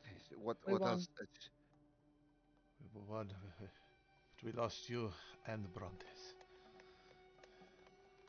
was a little hairy there with Dynemys for a bit, but he got really angry. Don't worry. I need someone to help me with this, though. I've got to put all of these organs back in place in alphabetical order, and I can't spell. That seems like a Tanias thing. I look over at Brontes. I can probably see the typical wounds that are left behind by my gold touch. Yes. What happened? Looks like Ray lost his webcam, but we'll live. Yeah, I'm still here. Just some reason it decides to disconnect. Okay. Not now, Ozais. Don't. Did I? Don't. How? Don't. It wasn't you. Don't. There's nothing else that leaves wounds like that. It wasn't you. You had no control over it. It wasn't you. You were dead. She used magic. Did she always look like this? And he points at Helika's neck, or lack thereof. It's an improvement either way. Yes, absolutely.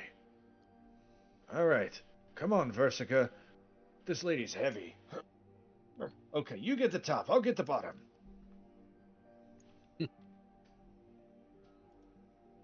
Ozais, it wasn't your fault. Wasn't it? No, you fell. It wasn't you. You died heroically in battle. And then I got, what? Used as a weapon? She turned me into some undead? No, No, you weren't undead. I believe it was animated objects. But regardless, it was my body, my flesh, my curse. But it wasn't your soul.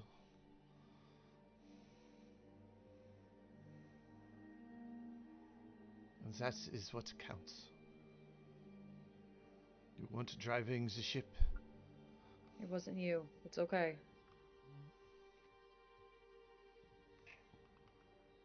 Brontes won't be upset with you, I promise, when he gets up. Kyra's working on that. Spleen. Does spleen start with a C or an S? Depends on what hemisphere. It starts with an S.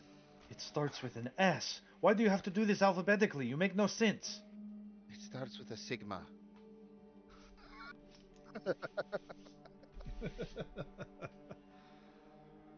What does a spleen even do? We don't need it. We do need... He was damaged in the face. Why is his spleen removed? I don't know what I'm doing. I'll help you. Can I help in any way? We may need to still save Versi. There's a waterfield upstairs. Right. Come on, we can discover the rest later. Right. Yes. Yes. Stand up. He still seems distracted, as if he's Take an inspiration, he Brian. ought to do something, as if he ought to add something somehow to this. Does it look like he's missing anything? He who? Ozais? Brontes. Other than a few vestigial organs. No, he doesn't seem like anything's really missing. Okay. They didn't fix him while he was out or anything. Alright.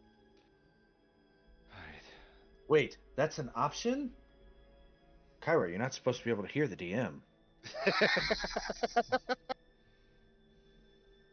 She deceives the game into.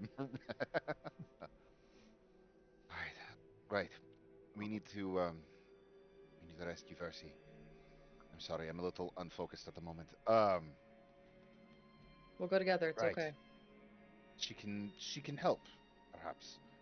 She can help him, perhaps.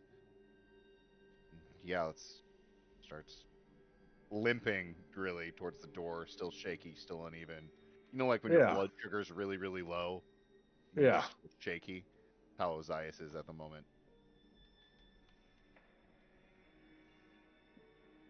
I'll offer my shoulder for you to lean on. You guys go up the stairs. Geil will just limp behind them. Yeah. So we've got Ow. Ozais, Ow. Dynemys, Eretria, Geil, and I'll throw a Brontes token along but Brontes is dead. I just want him to be able to see when I change maps, and he won't be able to with dynamic lighting. Mm-hmm. Does that make sense, guys? Yep. Yep. Perfect sense. All right. So, let's see here. I will go ahead and change the map as Proteus, Versico, they stay behind. You guys stay with. You split up to go back upstairs. Wham! And there you go. That should have forced a map change. Aye. There it goes. Dynemys is in the middle of rezzing Brontes down there. That's going to take an hour. That spell takes an hour.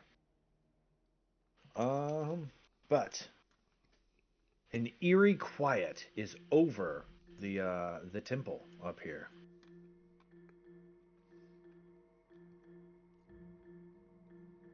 Give me 1 second. I am putting Brontes, since it's the raised death spell, you're going to have the death curse on your character sheet. You have a -4 penalty to everything, effectively. Gotcha. And it goes down by 1 every day. So I'm just adding, it just says death curse on your sheet. And it's going to be turned on. It's at a set 4. And every time you take a long rest, you just subtract it by 1. So 4 turns to 3 turns to 2. But it's on your save, skill checks, and attack rolls. Gotcha. All the things. All right. But you're not dead. You didn't have to make a new character. That would suck. It happens. Let's see.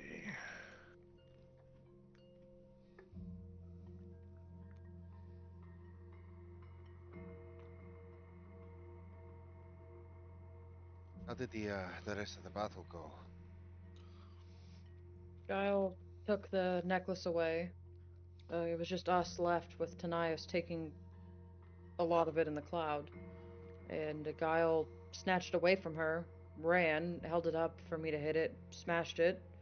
Versi unleashed hell on her and the remaining things on the board. Dynemys stood back up, really, really pissed, got the blow on her with Brontes. Brontes killed her. Brontes killed her, and we finished the rest of it off. Geil got back up. Dynemys got back up. You're okay.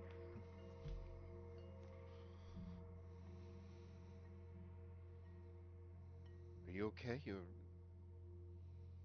don't... I didn't hurt you, did I? No? Good. She's the only one who didn't fall down. That's what you get for being the Lion of Historia. But Stubbornness. I'm glad pays that... off. I'm glad that you all were able to make it, and yes, glad that everyone is all right, and that Brontes will be all right. He will be all right. Right. Well, let's press forward. Maybe I can convince that weird that has Versi to let her go, since there's no witch to command it anymore. I'm going to convince it with a spell. You guys head upstairs. The water is flowing down. The remnants of that wall of air are completely gone. All right. Suppose we should keep going. I'm walking down. Up the Yeah, go ahead. stairs, down the hall. Okay. Main chamber here. You come out and around. Ozais, stop. Stopped. Up and to the left, you see a grisly scene. Eretria, Dynemys. And you hear the wailing. You can move the token. I just want you to be able to see, Nost. So you can move with the party, no problem. You should be able to have control of your token at all times. But you hear the wailing coming from up and to the left. Why are they wailing? Did something get past you all? Do you go check it out? Yeah. Yeah. You see, as you approach, you see lying dead acolytes. 3 of the ones that were hiding are wailing over the corpses of poor Virginia, poor Versica, and poor Proteus.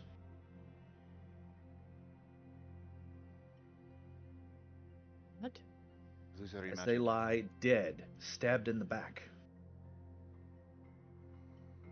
She's a witch. Illusory magic. She had other people here. Has to be it. We need to go back down right now. It's just Dynemys and Kyra down there with Brontes' body. If they take Brontes' body, all of it is wasted. We need to get back down there. I start running. You run downstairs and you see, still there, Kyra has started to light candles and place them in circles around Brontes. Brontes' body is on the ground. It's all sewed up. All the pieces are there. Dynemys he looks at, what is wrong, my friends? Where is Proteus and that other acolyte? Which way did they go with Helica's body? They took Helica's body. They went to sacrifice it. They went down that way. Proteus is dead upstairs. So the other Along- acolytes. Whoever that was not Proteus.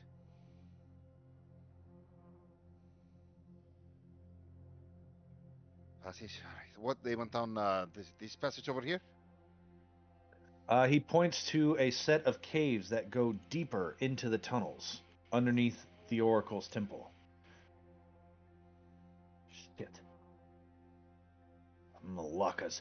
What about Versi? I think right now we just have to let it go. We need to find. I will search these caves for them. I am strong. You go help Versi. Alright. Well, we can check maybe with the acolytes upstairs real quick to see if they know where these caves lead or how complicated it may be. You guys go outside. They tell you that, you go back upstairs to where they are. And if you go and you question them, they'll tell you that those caves lead to the sea eventually. But they're not allowed down there. They don't know how extensive that is. And from just a generalized, you guys know that the great state of Arkansas has no beachfront property, right? Yeah. You guys know that the great site of the Oracle's Temple has no beachfront property. Yeah. Means that's a long travel route. That goes beneath the freaking continent.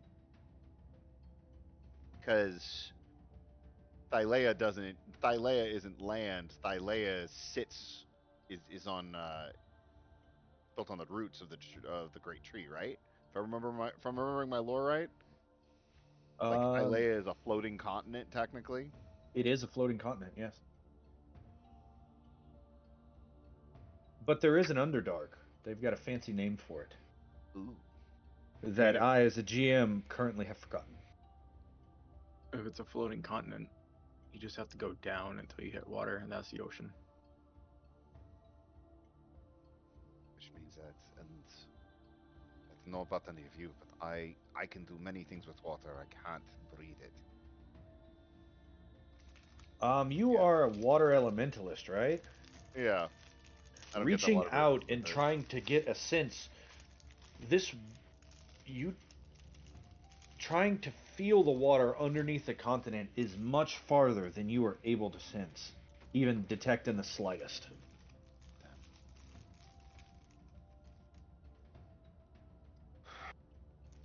let's go to Versi. Perhaps maybe her reach. Maybe she can do something. Maybe she can't, but I don't think we've lost anything yet that is of great import. I want to help you guys. I can't. I have nothing left in me. That is the other issue. There is nothing left in us. And we need Versi. We don't know if there's any other secrets here. If we can get Versi free, and if she can get control of her temple again, then this becomes a safe place. And Brontes, we need Brontes back first. I want to just spend the rest of my time just standing vigilant by Brontes, and while they're doing the We might still need more strength ceremony. to get for Kira, though. Or not Kira, Versi. Let's go save her real quick. We will be right back. Dynemys, I'll have Neri watch over Brontes and Kyra. You don't understand. I have nothing left. I will die. I might live forever, but I can die.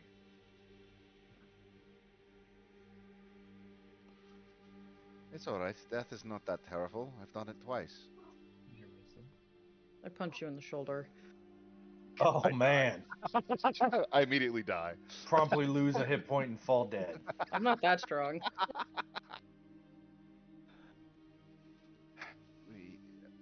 Roll the hit. Crit.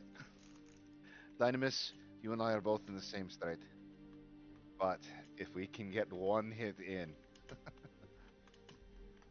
then that will be at least enough to help end this this entire battle here in this temple. We need your strength.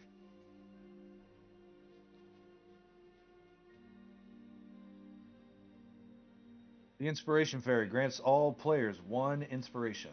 I don't know how you feel about berries, but I have some left if you guys want them. Save them. They Might go need them bad for in a birthday. couple hours. Well, if we go after this, I don't think we have a couple hours. So save them. Let's go save our Geil, while they're discussing this, you ran for Versi. You see in her chamber, she is unconscious and she is surrounded by treasure.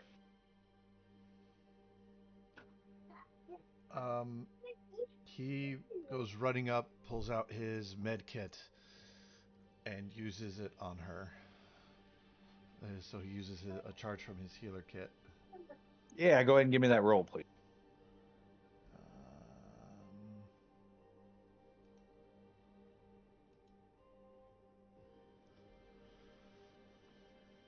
11. You take any of the treasures? No, he's focused on Versi. Good choice. I like it. She her eyes flutter open. She is incredibly beautiful. She wears a diadem over her forehead that comes in and around and through her hair. She is dressed in gold and gems, and her 2 eyes open and they look like the night sky. They look like the Nyx above, and they focus in on you. And she says, Brontes. He needs you. We all need you. Brontes is dead, and there's traitors took the body of the person who did this to you. She tries to get you to help her up. He does. Yep, you help her up, and she looks to you, and she says, You have accomplished great things. I think that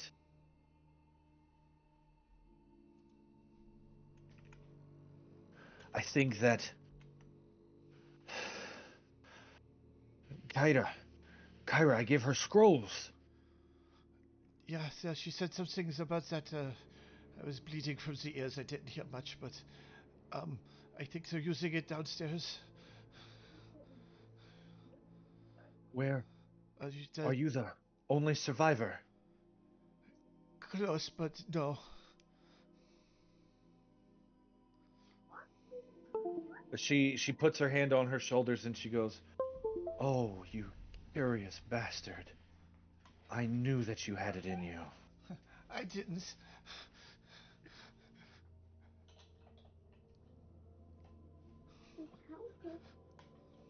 And she says, I need time to get my temple put together and to get things. Please, take guest chambers. Rest. Regain your strength. I will do so once I get you to everyone. And you see that she just sort of melts into a puddle. Dynemys, downstairs, you see the water start swirling around you as Versi the Oracle forms out of the waters around you. Because water nymph. Okay, that's not fair. Instinctually, I want to reach out and just grab at the throat. I don't. No. Because we're all a lot of adrenaline still draining I would say out. the three of us are still down here and very tense. I imagine as he goes to like clinch, I grab my spear. It's like, oh wait, okay. Shit, she's back. No. This is our trick.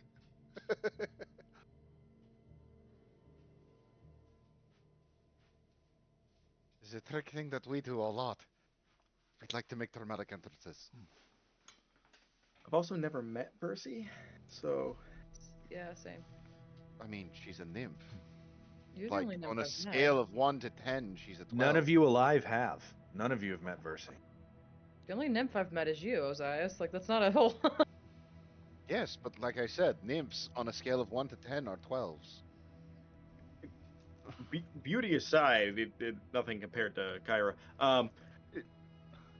The fact that it's just reforming from water, I've seen that once before.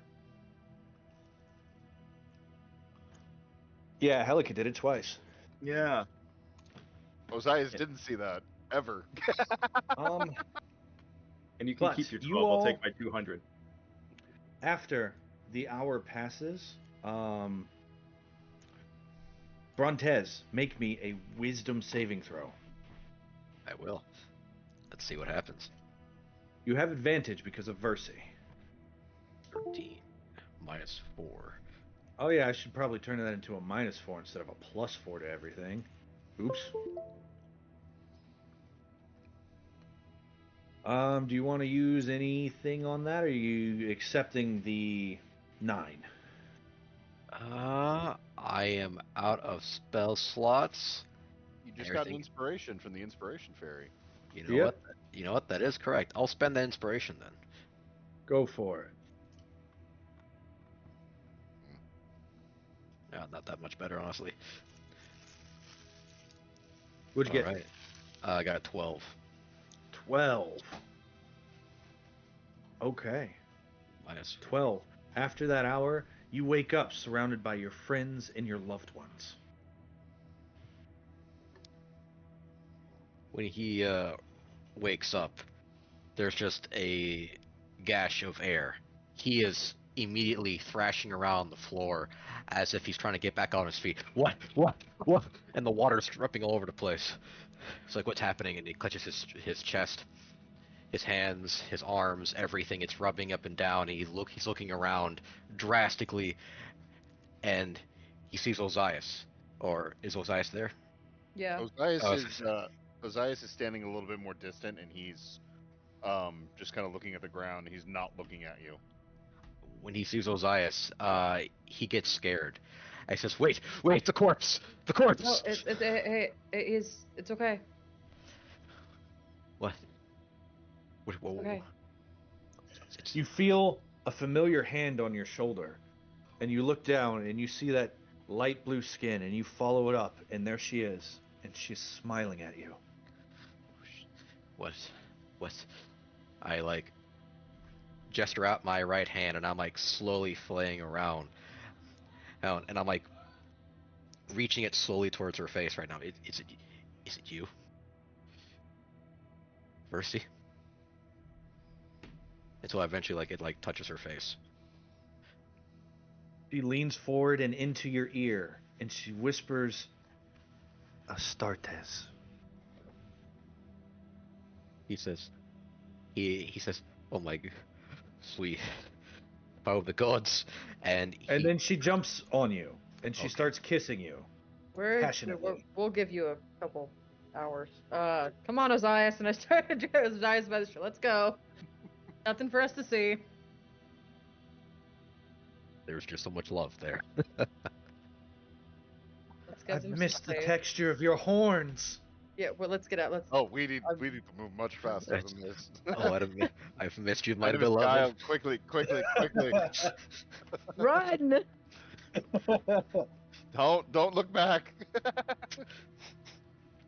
Ira just sort of lingers and her head cocks to the side.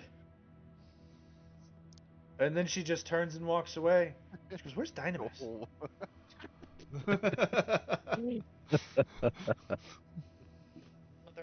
I'm out. Over the course of this long rest, the surviving acolytes will spin the scroll to res the Proteus.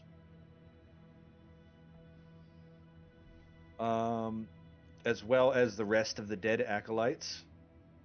Because Versi says that your contract says 10 years, you're going to do 10 years.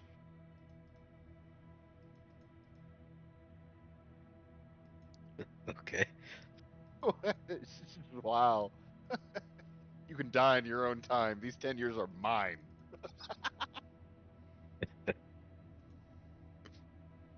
It's gotta fall somewhere.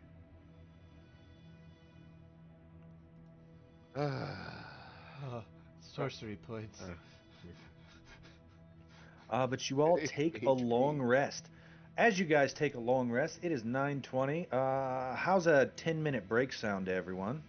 Then a break sounds Sounds good. Sure. Give us a That moment to try to inspiration collect fairy is ourselves. requiring quite a bit of attention tonight. So I will be back in 10 minutes. Everyone watching, we will be back in 10 minutes at 9:30 my time, 10:30 on the East Coast, and 7:30 on the West Coast. And we'll see you in a bit.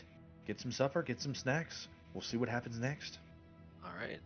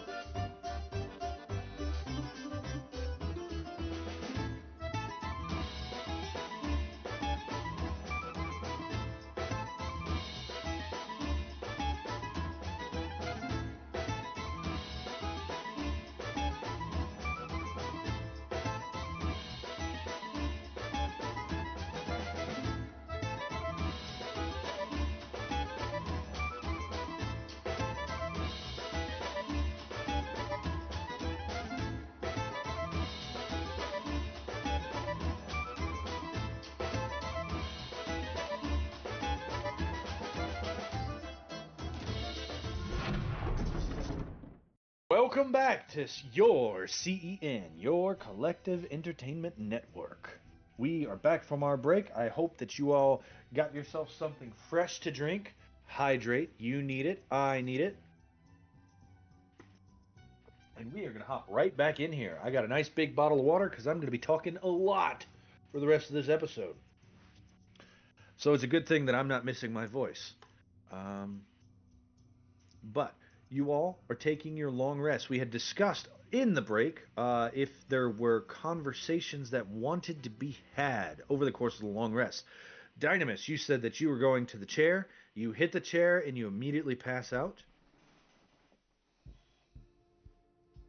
Geil, you are in the middle of the kitchen and you immediately pass out. And you keep muttering something about sorcerer points. Nobody knows what you're talking about.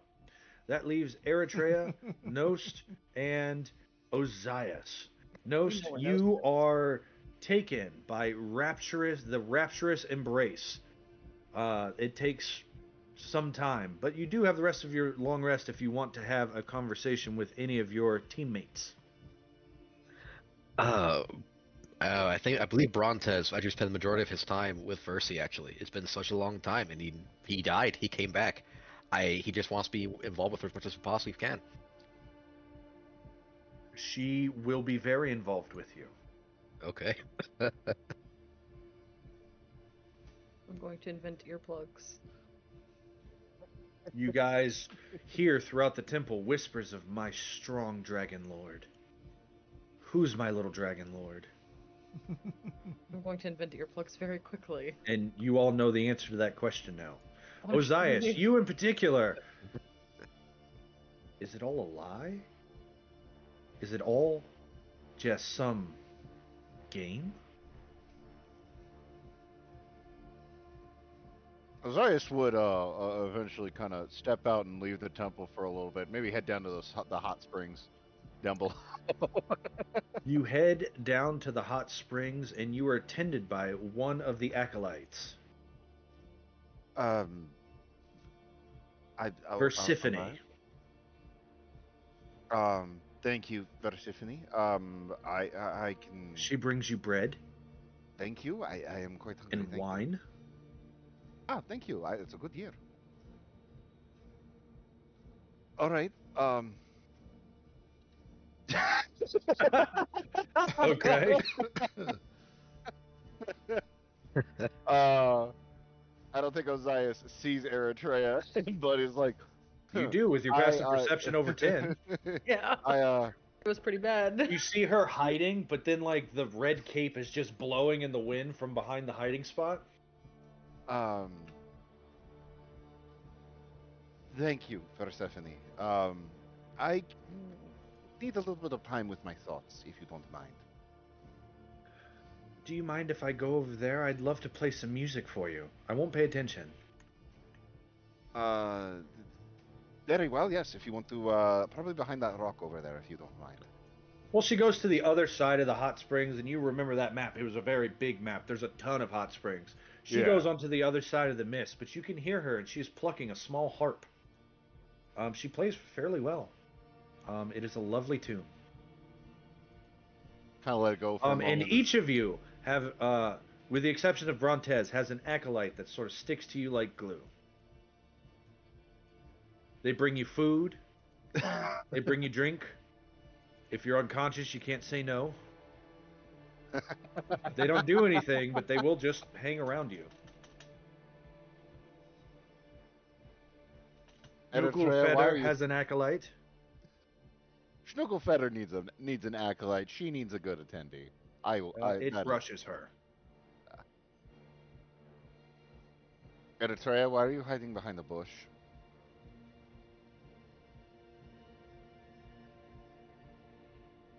Eretria, I can see the top of your head shaking. Yes, I can see you. Neri does. Neri is much better at hiding today than you are. I didn't even know she was here.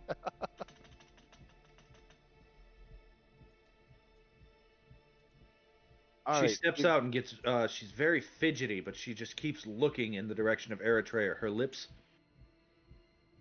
scowling.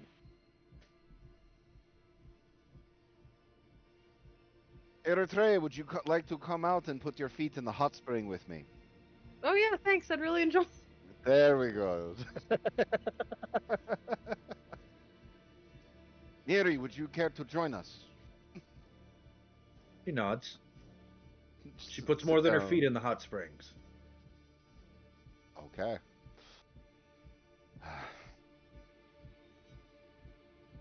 I'm sorry that I worried you, Eretria.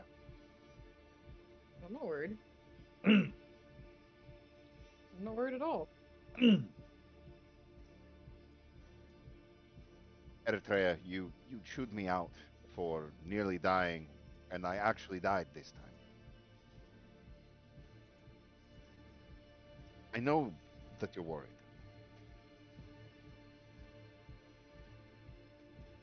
And You just I'm aren't worried. sorry. I'm sorry.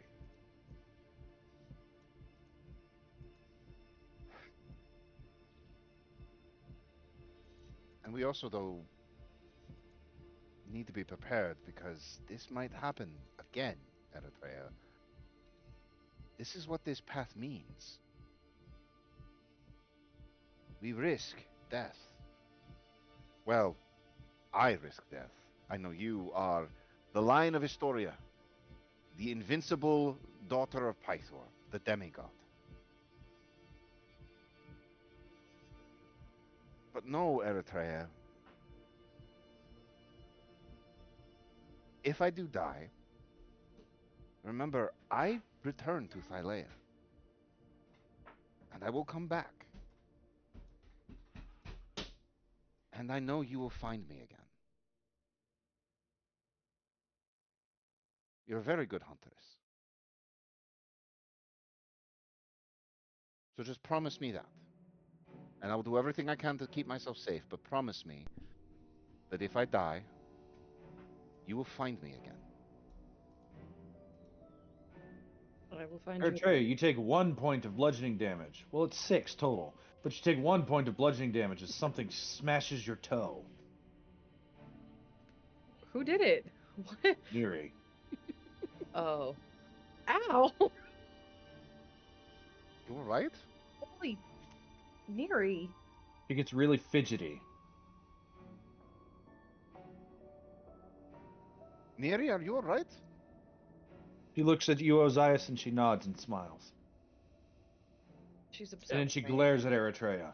She's very upset with me. Have you apologized? Mm. She's very upset with me.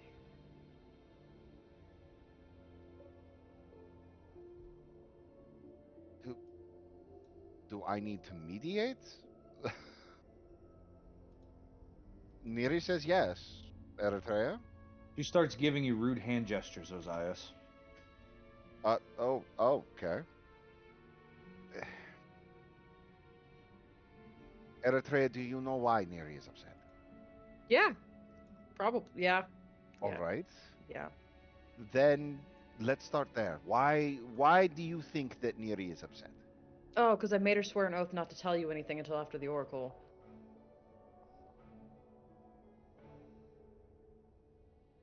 Tell me what? If this is about you being a demigod, this is a little bit late. Just a little bit more than that.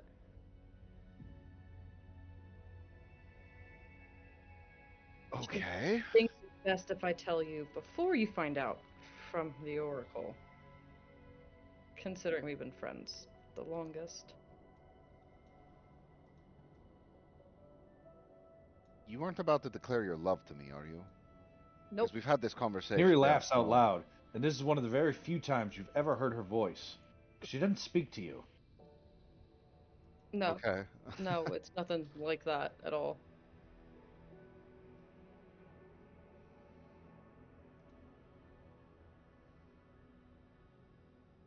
Would it help if I not look at you? No, as Or soon as I tell you, the oath stops on Neri, and if I say it, Neri's gonna be able to speak again, and she's gonna yell at me for the next 8 hours.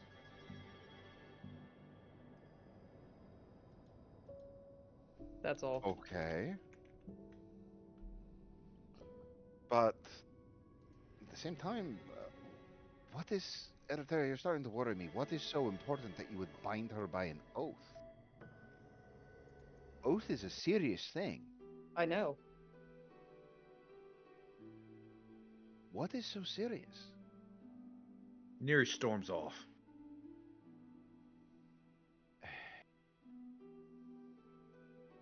There's a few things.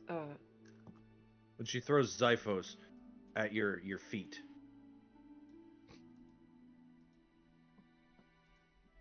I don't remember much, okay? About Dynemys. I don't remember much at all. The Oracle's supposed to clear that up, but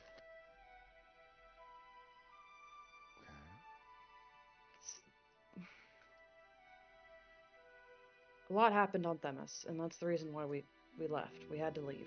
I had to leave. And it's all hazy and fuzzy, and I don't remember, and she's supposed to clarify, but I can't tell you because I don't know.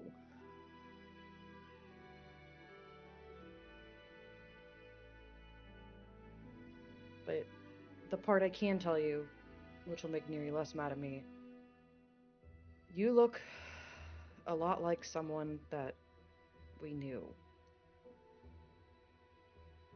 And Amazonians sometimes, rarely, can have this ability called a life mate. And it's like when a Dragonlord has an oath with their dragon. It's more important than anything, and she died the night I escaped Dynemys to save me. And I couldn't help her. And you keep trying to save us. And I couldn't save you.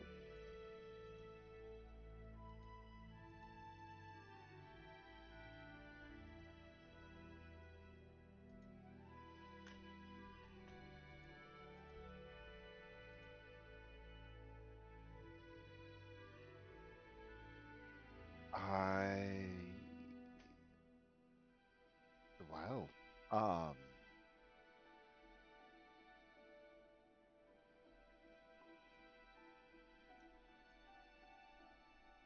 first I would say then, I suppose thank you for confiding that in me.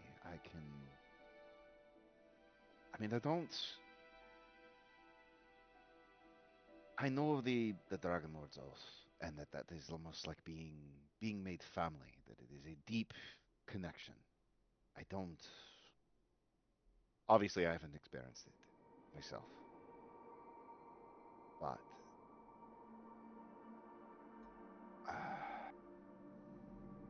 I can hear Neri's whispers when she's far.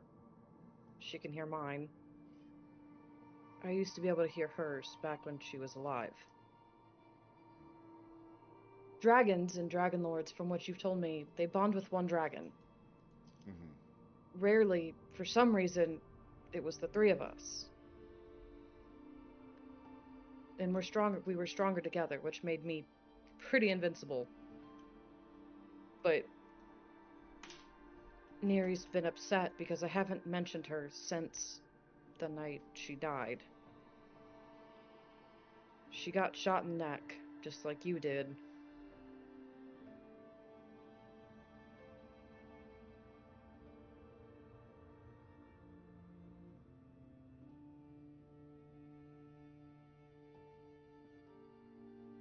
I suppose I have a few questions then. I suppose the first question is, do I really look that feminine? I think it's more of your personality. I see. She would also go headfirst towards a manticore and would be very mad that I tried to stop her, because I would try to stop her.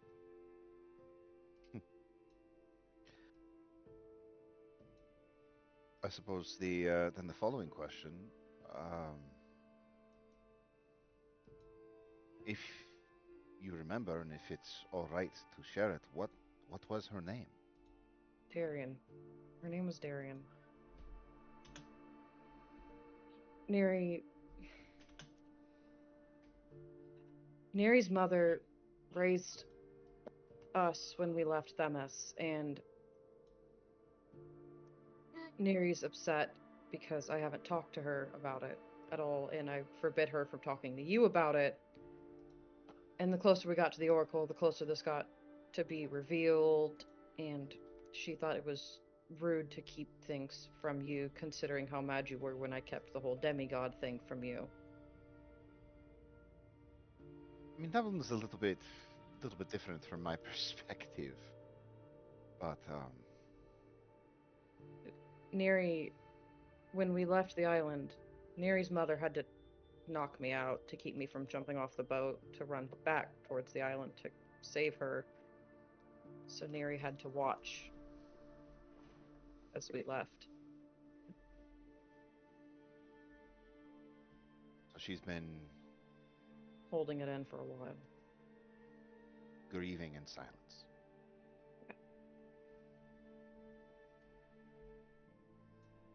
That's why she keeps gesturing at me with, yeah, she's mad. What we just saw, yes.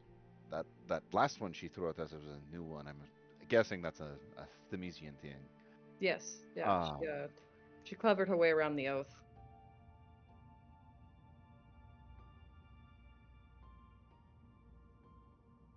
Well,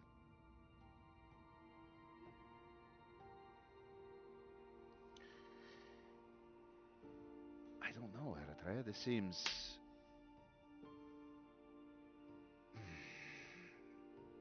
We've I lost wish a to lot. clarify. I'm not upset or anything.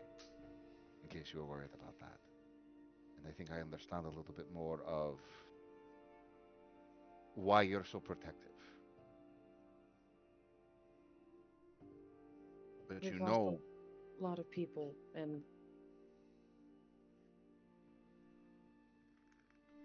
I'm not Darien.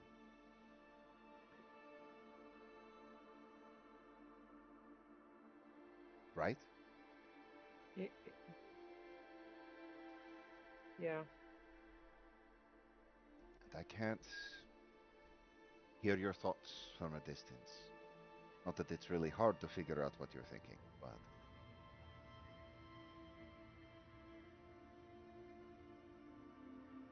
and I'm sorry for your loss. I'm sorry for both of your losses. But also know, Eritrea, I do love you. You are the dearest friend I have ever had. The nymphs don't typically have friends in this sense, without magic, without charms, without the fear of rejection removed. You are important to me because you chose me freely as a friend. I feel like you need to know that. I appreciate that.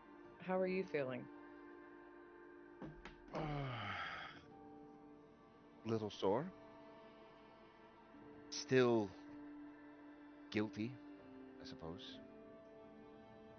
I know you and Geil kept saying that it wasn't me.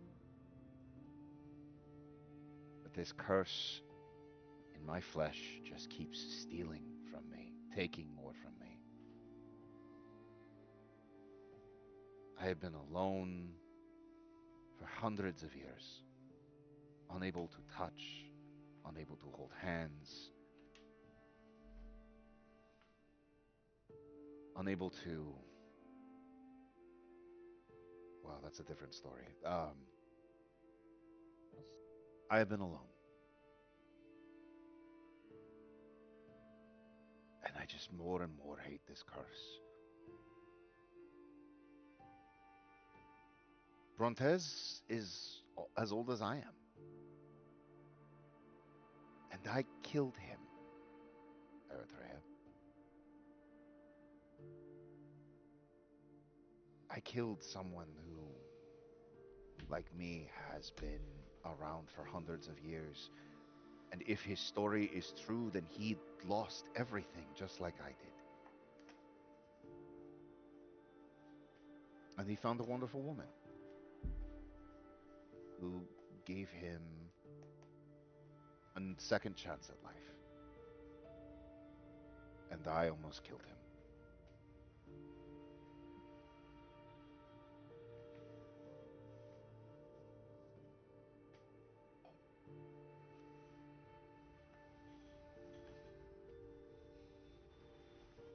I know you worry about me being heroic or being a hero, but this is who I am, and this is who I must be.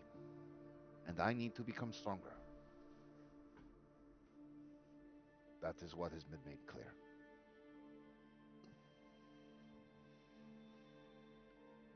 I'll help you in whatever way you need. Thank you. Now, if you don't mind, I would like to spend a little bit of time before I go to sleep, having a conversation with some of the elements out here, trying to figure out what I might need to do to get stronger, and how I might be able to, how all of us together might be able to work together to be stronger. And you need your rest, Lion of Historia. I imagine Neri's gonna give me an earful. Why, you should probably sneak away while she's hiding somewhere. Yeah. And as you stand up, Ozais will stand up and he will pull you into an embrace.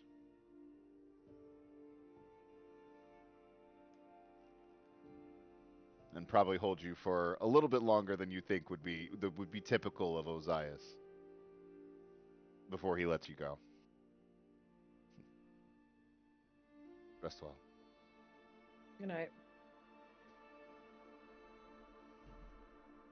Fantastic. Is there any other roleplay that wants to get hit before you guys go to sleeps? Never mind my hero stacking on the map. I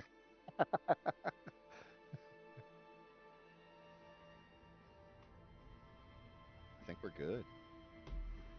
Okay. I'm just trying to reset all you guys' tokens and stuff. But you take a long rest. You wake up the next morning. There is hot food next to wherever it was that you fell asleep. Hot food, fresh clothing, new sandals.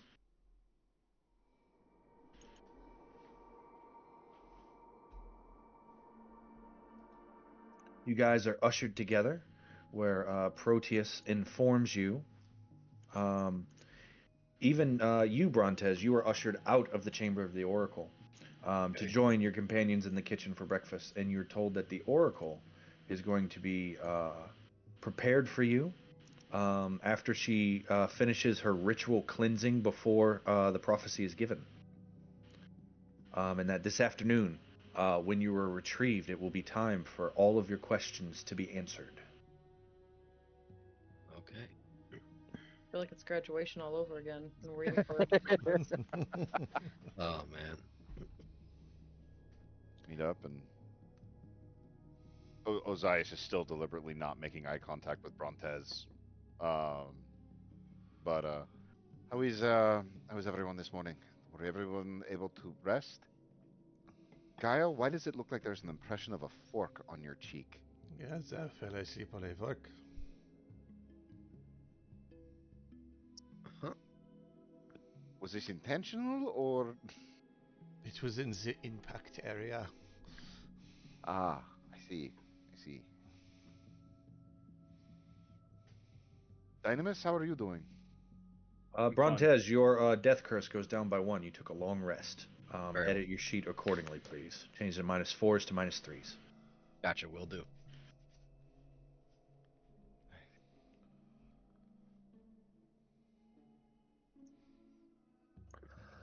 Kyra says, I, for one, am so incredibly excited for every one of you. You've been waiting so long for this. I've been waiting so long for this. And I know Versi has been waiting almost as long as everyone else. This is going to be incredible. I even wrote a special song that's going to be sung about you guys everywhere. but we're going to talk about all of that after, because I know you're just... There's so much going on. Oh my goodness. But just give an extra clap when you hear Head and Shoulders Hag at the taverns. All right, that we will. Pretty good one. Speaking of, Brontes, you still have my maul? You borrowed it during combat. Oh, I saw that. I had it in my hands. I didn't know what happened. You killed the hag. I did what? Yeah, you did it, buddy. I did it? You did. I don't even remember. Dynemys, what's your passive perception? My passive perception is... Where is 15. 15. You see that.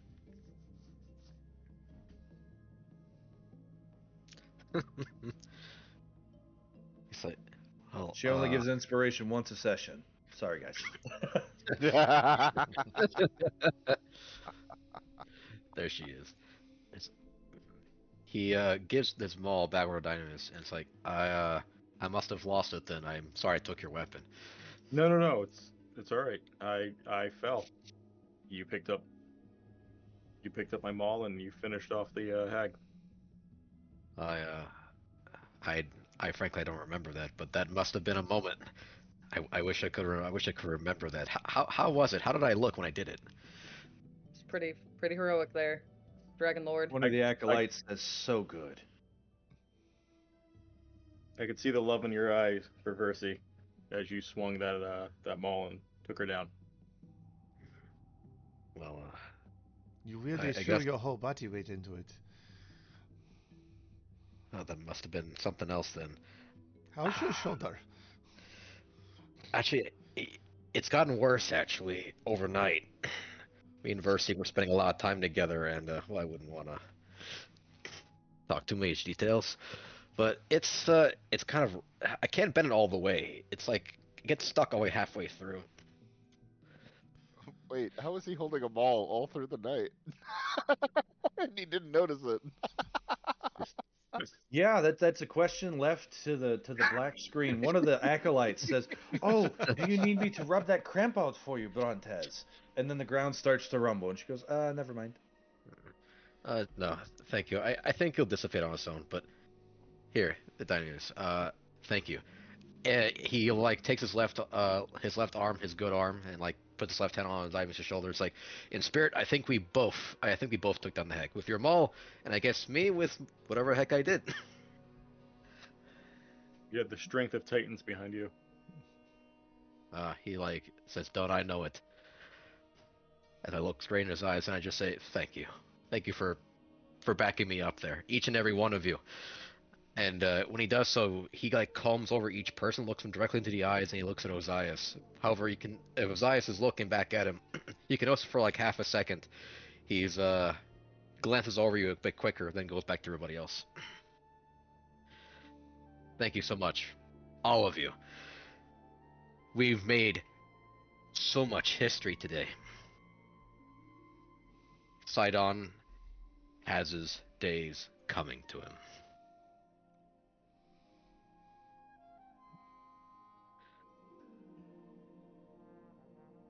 Yes, well said. So, anything, Proteus, anything we need to do before this, prophecy reading? Well, most people who come to the Temple of the Oracle would like to engage with our holy acolytes before they see Versi, or perhaps partake of the special waters. Oh. No. And what do you mean by the partake of the holy acolytes? Are there? Would you like me to games show or- you? or Come with me. What exactly? Starts walking with. What exactly does this entail? Proteus leads you to his bedchambers. No. I'm an acolyte. Oh, well, if I'm not your taste, Versiphone, come here. I kill anything I touch. If that was not passed along to you. But thank you for the offer. But that is not on the table. I do not wish to bring any more Oh, harm the to anyone table, the here in the floor, the bedposts, the pots. temple. Oh God. No, that's all right. It's not really my thing.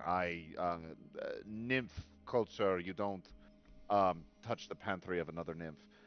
Um. We don't do that without explicit permission.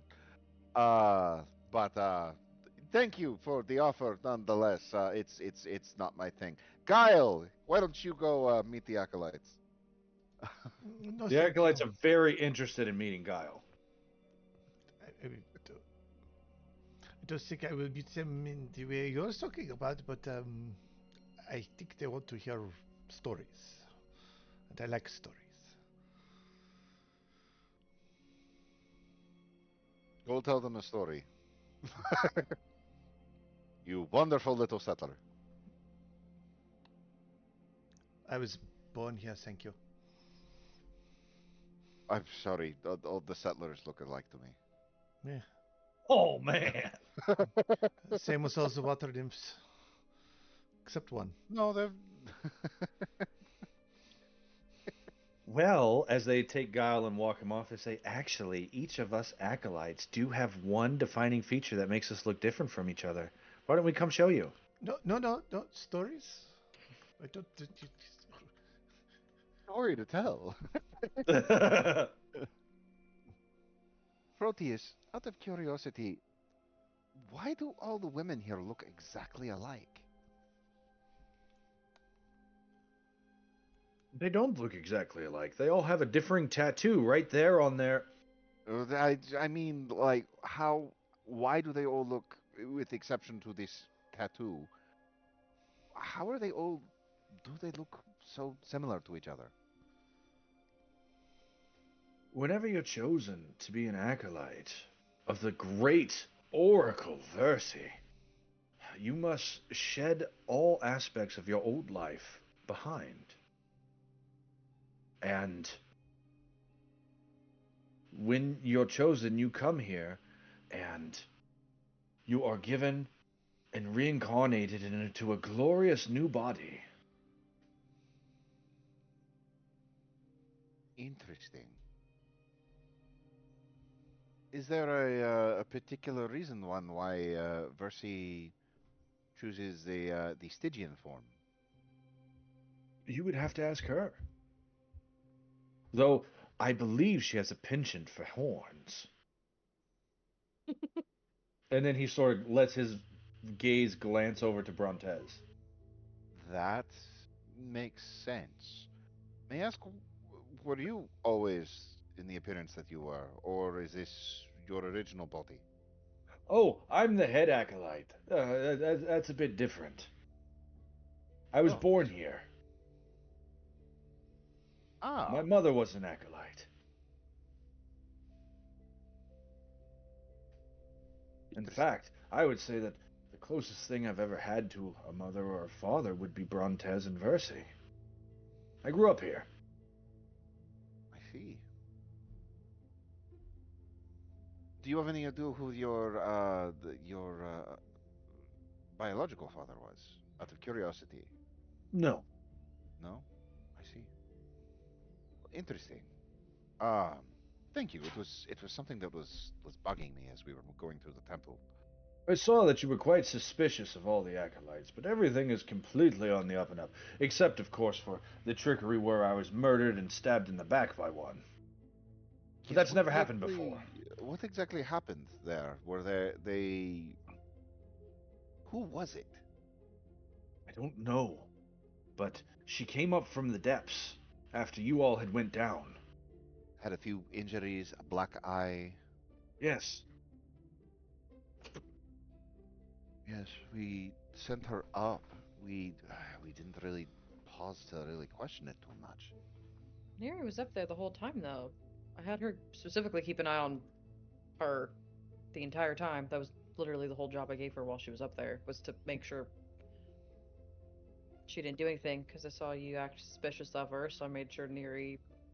I mean, her job was literally to shoot her in the back if she was going to try anything. If they caught her by surprise, or if they found an opportune moment when she was, or maybe they created a distraction, we would have to ask Neri. It was the waters for your companion, I fear.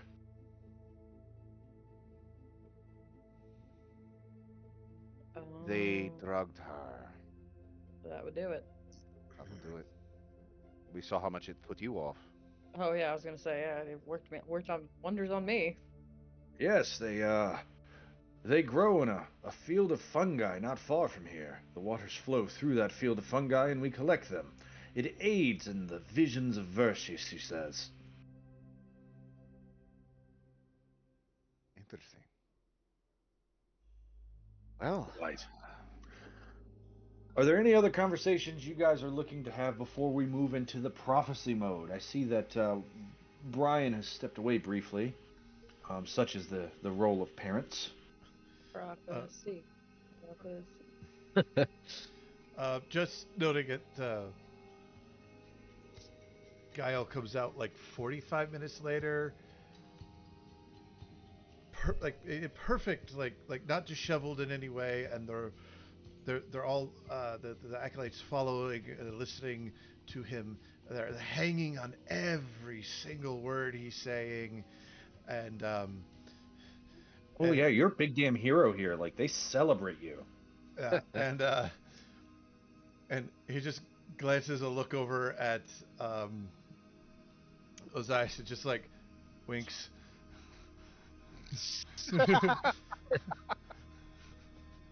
Like, Geil is the big hero that rescued Versi. Because he came out and went there first. Yeah. Oh, shit.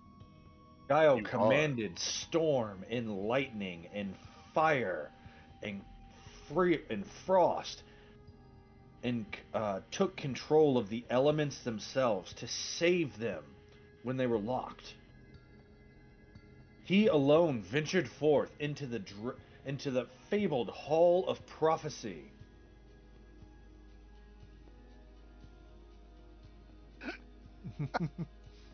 All these things that none of them had specifically witnessed, but it's like, no, that's definitely how it happened. Yeah. So great. I love it. All right. I think we're ready for prophecy. Prophecy it is. Okay, so at the appointed time, I was trying to stall long enough to let Brian get back, but because I didn't want him to miss this part. But Proteus retrieves you and leads you downward back into the hall where you had fought Helica. This time it looks very different. It's very clean. The acolytes are playing music as they usher you forward, and the mist. I need y'all to make Constitution saving throws against a poison. Oh God. I choose to fail. Awesome. Woo! You're gonna have a really good time here. Yeah. I hope so. Those eyes can't stop me. Wow. Slam my hand over her mouth. Don't breathe it. No. I think I can't. Waves of air and water. Oh man, he could just make the air not hit dang you. it, I guess he could, yeah. I really So gotta make could. the con save.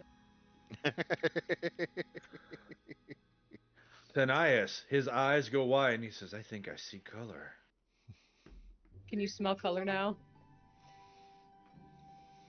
I think I can hear colors. I knew there I was feel something happy. circling. I feel so happy. Nice. Are you all right? What are you guys blabbering on about? It's fine. I am great. I am so happy that you're my brother. Yes, I am. We are very much brothers. Very much. Oh man. I need to examine this because I feel taken. Hey, Dynemys, you're back. Make a con save against a poison. Oh, okay. You are led down into the chambers of the Oracle where you had fought Helica, but this time it is cleaned. There are vapors in the air.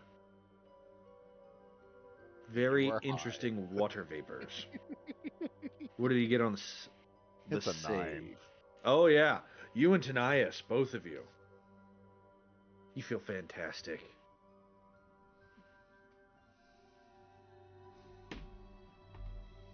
Oh, fantastic. Good for him. Mm-hmm.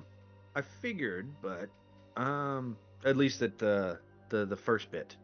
Let's see. But as you approach, Versi is down there with you. Let me grab her token art and bring it to the proper layer. And you can see that she is once again dressed resplendently in these flowing blue gowns. Her eyes looking like the very Nyx within the sky itself. There we go, there we go. She inhales the vaporous fumes that surround you as the acolytes light these lanterns that are pouring out more of these fumes. She stares into each of your eyes, probing your souls with her penetrating gaze. She breathes deeply, and nothing but the sound of the music in the air for some time before she speaks. Oh, that's odd. I can tell someone's headset died because I can hear me. But she breathes deeply and she says, "Please, let me receive you, and I shall share with you that which I promised." Oh. And you see her eyes go wide. And she says, "For as long as I can remember, I have been privileged and cursed to read the loom of the fates from within my dreams. I do not see all, but what I have seen has thus far always come to pass." And she removes that diadem. And even for you, Brontes, this is one of the few times where you have seen her without that diadem upon her head. And underneath, where it goes down onto her forehead, you see that she has a third eye, like the most of Titans. And that eye opens. And when that eye opens, it emits a blinding light from it. And she says, "A dream has been building for many years now, nigh on centuries, of fire, of death, the crumbling of your great cities, and the end of all mortal races. The dreams grow more vivid as the end of the oath draws nearer. But there is still hope. For one thing, these dreams are greatly fractured. Only slivers of what may come to be appear before me. And for another, there is you. There are but a few who might have the mettle to do what must be done. To sail beyond the Forgotten Sea, to confront my father and his sister wife, to either forge the oath of peace anew, or slay the Titans themselves. You warriors who stand here will be tested. The fates have revealed to me 3 great tasks that must be accomplished before you are ready to sail into the 3 seas and face the Titans. Now would be a good time to take your pens out. You must shape the silver fires of the Lost Forge in order to craft the tools that you will need. You must claim the mighty weapons wielded against the Titans by the first Dragonlord. And you must drink deep from the bottomless dragon horn, for it will reveal a vision that even I cannot see. But woe unto thee, for I have seen the end of all things. My father's anger cannot be quelled, and his sister schemes against you even now. Your quest may yet fail, and, if it should, the sky will rain black fire, and the doom of Thylea will come. Apocalypsis awaits. But there is more that I know for each of you. Please let me receive you, so that I will share with you that which I promised, she repeats. Mm-hmm, mm-hmm, mm-hmm. She breathes deeply.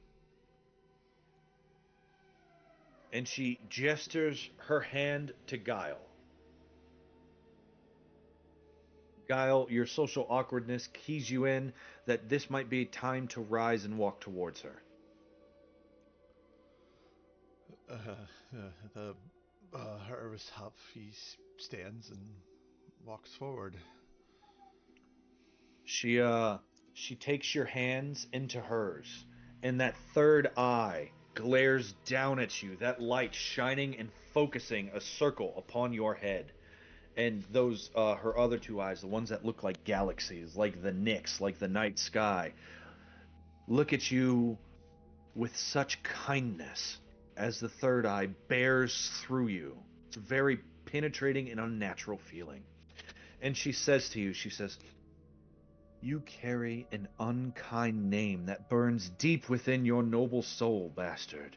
Though the identity of your true father and your mother's killer remains veiled even to my sight, I see greatness coursing through the ancient roots of your family tree."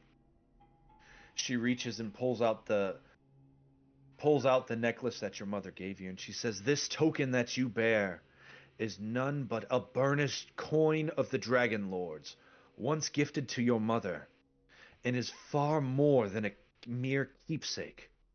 It was one of the first coins minted in the name of the Dragonlords, and this coin will act as your key. Take it to the city of the dead and present it to the silent keeper of that place. He will reveal the way to a forgotten tomb, where a restless member of your bloodline awaits you. But your journey does not end in that shadowed place. There is far more for you to uncover. The past and the present are threads that must intertwine. You must meet Damon, a being who stands as a living font of knowledge about the Dragonlords of old. In Damon and in the spirit of great Xander himself, you will find truths that may change the very course of your fate. This, curious one, is where you too must listen. Your family's duty has always been to record history, but I have seen you in my visions not merely as chronicler, but as participant. The future you seek to witness will not be written without your hand. Together, your paths will converge, and it will be up to you both to unlock the ancient secrets hidden in the echoes of the past. But beware the burden of knowledge, for it carries both salvation and sorrow for you. For you, bastard and curious one alike, are bound by fate to uncover the truth and to shape what follows." And that third eye closes. And she breathes heavily.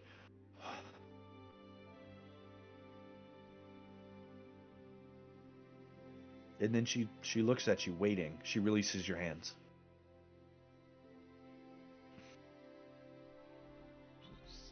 Thank you. There's a lot to figure out there. She smiles and nods. I have a question. Until I became part of this group, there was just Geil, what's the bartenders, the firefighters, the ferret herders, whatever, pirate, mercenary. What am I? Vendor. But Now I have this magic. I don't know where it comes from. I don't know what or who I am. When you learn who your father is, all things will be answered.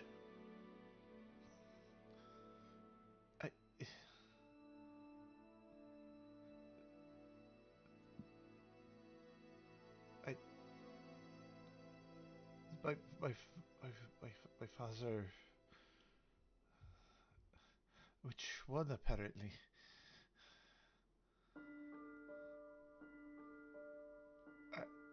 That doesn't answer what I am. I don't understand.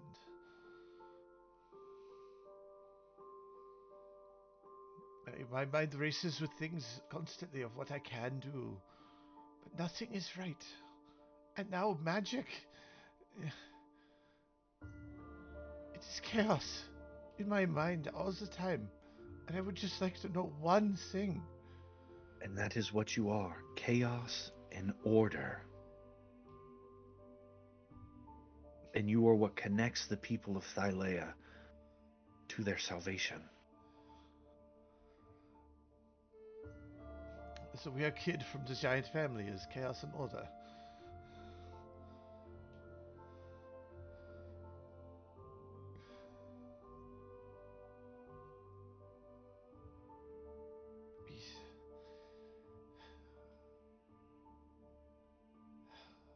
Prophecy often leads to more questions, but your questions can be pointed towards Damon. I will find this Damon. I do not. It's chaos in my mind. I can only imagine yours. She smiles and she goes, "That empathy is what makes you the most special." That's what my mouth user used to say. Thank you. She sounds very kind. And so are you. Don't let the darkness of this world take that kindness from you, friend. I will do my best.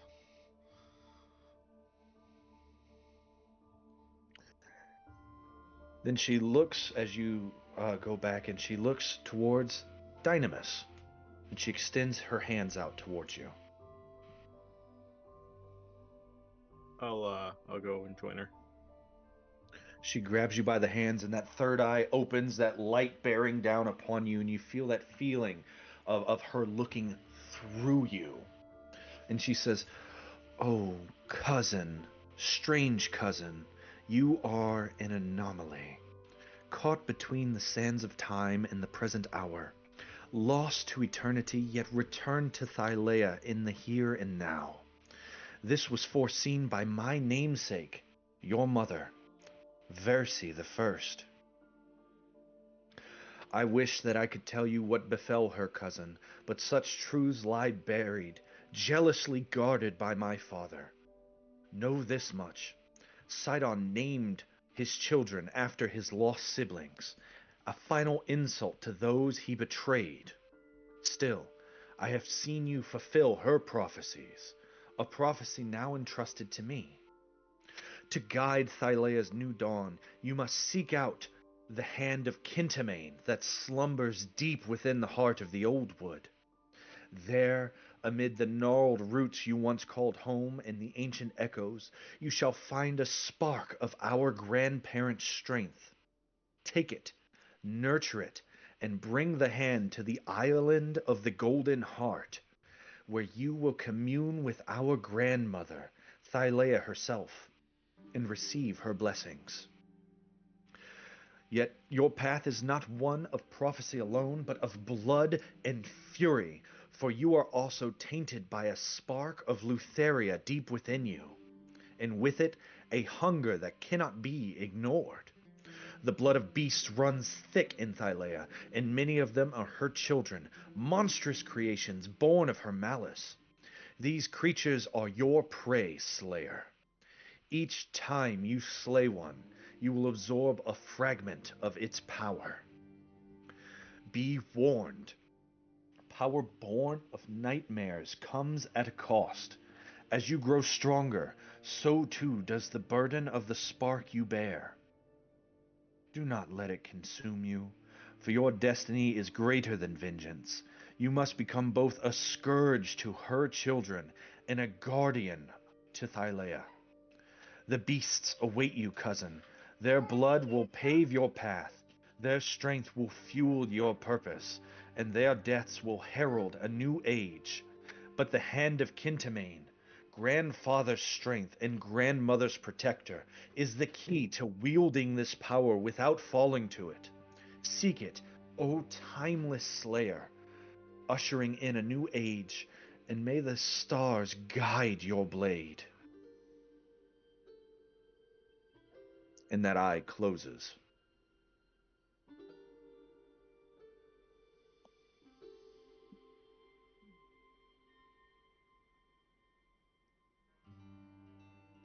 He just nods and goes and sits.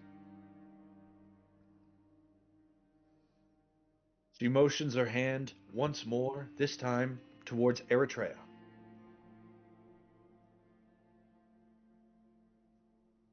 I'll go up to her. As you approach, the oracle bows, and she says, "O beauteous thing, my child, you are a thing of beauty and strength. Be it of divine heritage or royal blood, your potential shines brighter than you yet know. But a flower cannot bloom if its stem wilts, and a kingdom cannot rise if its foundation crumbles. Yours is a path of restoration and redemption, but also of vengeance and proving your worth. Your divine parent, Pythor, the king of Astoria, sits in ruin. Once a mighty warrior, now a shadow of his former self, he wallows in his wine and in his grief, long having lost the luster of his glory days. To rise above him, you must wield what he never could, a weapon forged to defeat his most ancient foe and save his true love. Only by surpassing his heroism can you claim your place among the divine, a path that may one day make you their equal. Yet your birthright is not merely divine, but royal. You bear the blood of the Amazons, and your path to the throne of your people is fraught with peril. It begins with a woman hidden within the head of God. She is both a guide and a test, offering either the hand of aid or the blade of betrayal. She could be your ally, or your first villain to fall to your duly deserved revenge. Beyond her lies the shame of the Amazons, a betrayal that has festered for generations. Your people once abandoned the land of Thylea to its fate, turning their backs on the Titan's tyranny. To reclaim your rightful throne, you must rectify their ancient failure. Rally the Amazons to stand by Thylea's people against the twins. Only when your subjects, the Amazons, fight alongside the people of Thylea will the Titans be brought to their knees. But know this, your path to glory is not paved with blood alone. To prove yourself worthy, you must show that your strength is not merely inherited, but earned. You will not only need to take your vengeance, but also inspire unity, hope, and leadership. Only then can you take your place as both a child of the gods and a ruler among the mortals, O exiled demigod. And the eye closes.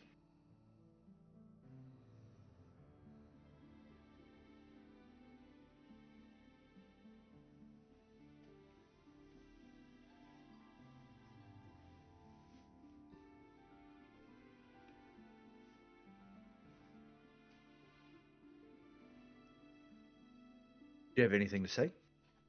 Anything you'd like to add or ask? Or do you just walk off? I feel like Geil right now. I feel like there's just more questions. Indeed there are.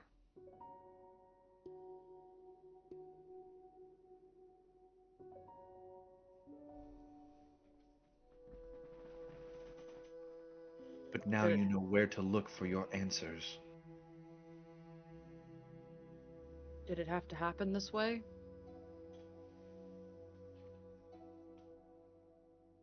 The only way that you're victorious is if it happened this way, and you lost what you lost. So you can gain what you need to gain. Right.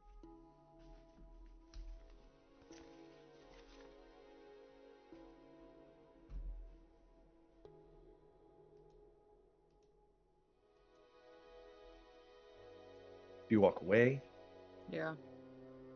you turn, and you walk away. And she extends her hands out towards Dynemys,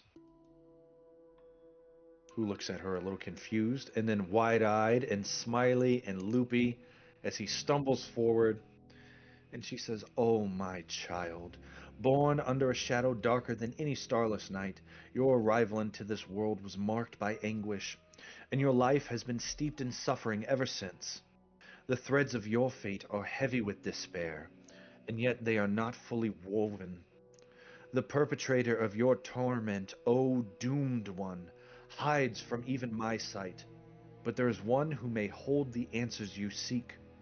For they were stolen by my sister Demetria, keeper of secrets, who weeps and rages within the old wood. Within her grief lies a connection to the ultimate doom awaiting you. Seek her out, for only by confronting your cursed beginnings can you hope to shape your own end. But you are not merely a vessel of despair, for you are a scion of the Myrmidons, the bloodline destined to stand against the tides of destruction. Like your ancestors before you, your purpose is greater than your own suffering. You must unite Thylea against the tyranny of the Titans. The people look to you, though they may not know it yet, to recover the ancient symbols of your order, relics of a time when mortals stood tall before the gods. To claim your destiny, you must be anointed as the general of the new Dragonlords.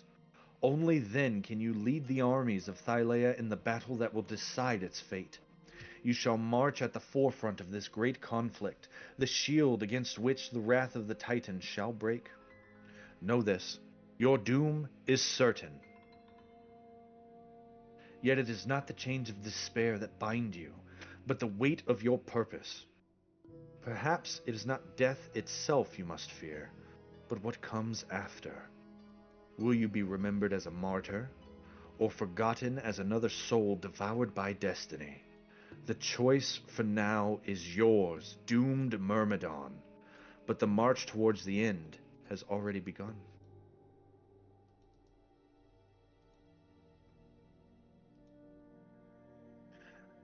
The eye closes, and he doesn't say anything as he turns and he walks back towards you all.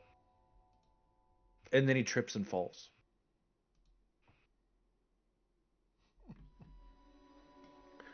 And then she extends her hands out towards you, Ozais.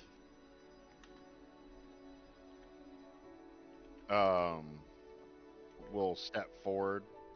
If she's still offering out her hands as if to grasp them as she has with the others, you'll say, My touch is pain, sister. She pulls it back. And then that third eye opens, and you feel yourself laid bare. And she says, You stand before me in my own home, questioning my acolytes, both blessed and burdened, a being of unmatched potential, weighed down by chains not of your forging.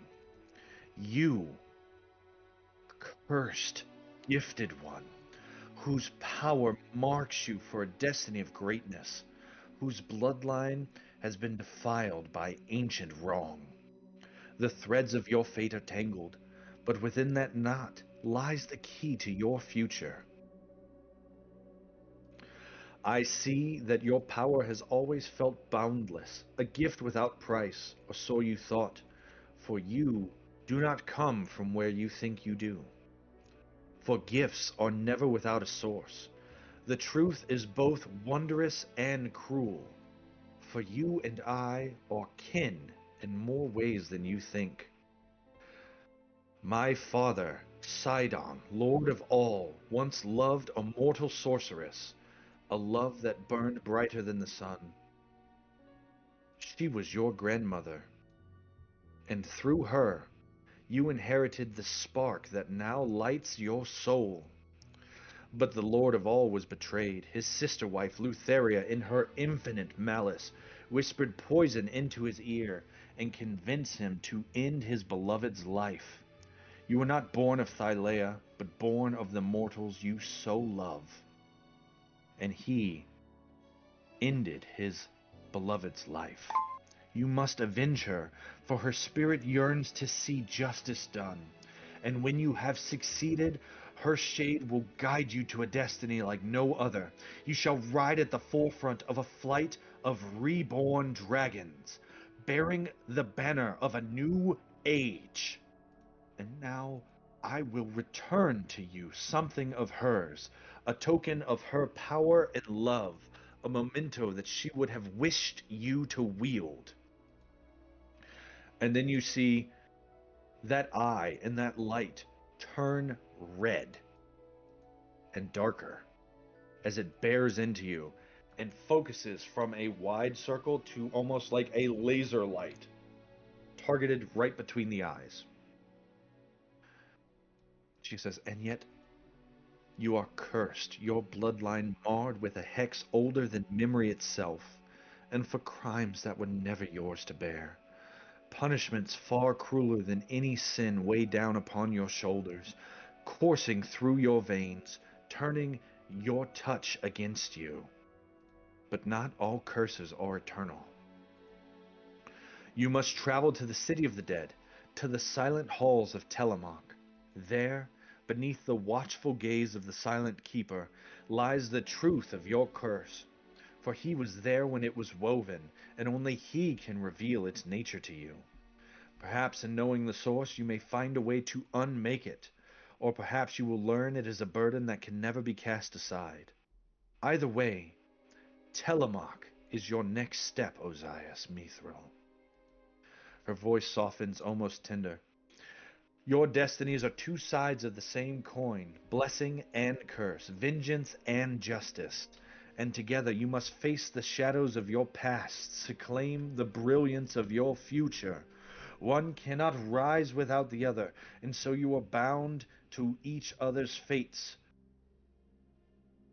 Cursed, gifted one, do not let that bond break.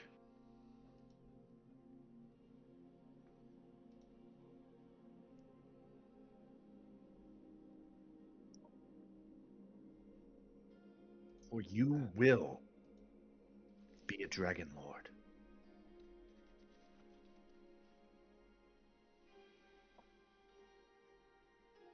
And she holds out a necklace to you. And at the end of the necklace is a locket. And it's one of those lockets that opens.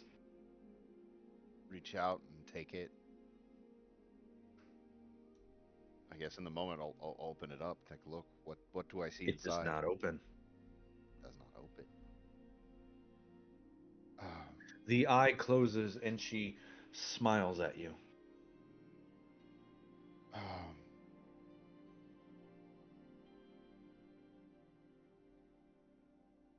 Thank you.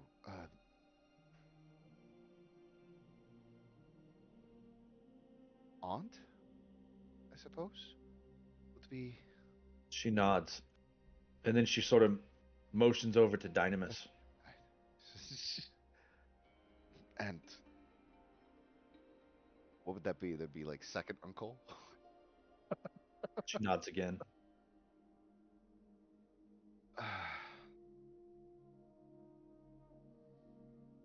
That's thank you. Kind of still processing, kind of wanders back over to the rest of the group. Just a lot to take in. And then she turns to Brontes. And her body language changes, and instead of offering her hand, she arms akimbo, waits for you to embrace her, Brontes. He steps up and he goes to embrace her. She wraps her arms around you and hugs you tightly, and that moment lasts while everybody watches. For 5 whole minutes. Awkwardly, like, fiddling with the locket.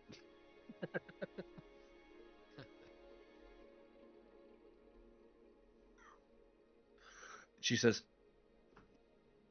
"My love, the fates have been cruel to us, tearing us apart before we had the chance to truly know what it meant to be whole once again. I see it now, though. Your path is not just about us, not just about me. But before I speak of your destiny, I must ask you to swear an oath to me, here and now. Once you have fulfilled your fate, once you've averted the doom of Thylea, I ask this of you. Return to me. Come back to me, and let us be reunited in a love that transcends time itself." He looks at Percy with the utmost adore in his eyes. He doesn't think twice. He holds her hands and he leans in close to her. I will return. Swear the oath. I, Brontes Astartes, swear that I will return to you, upon which we save Thylia after.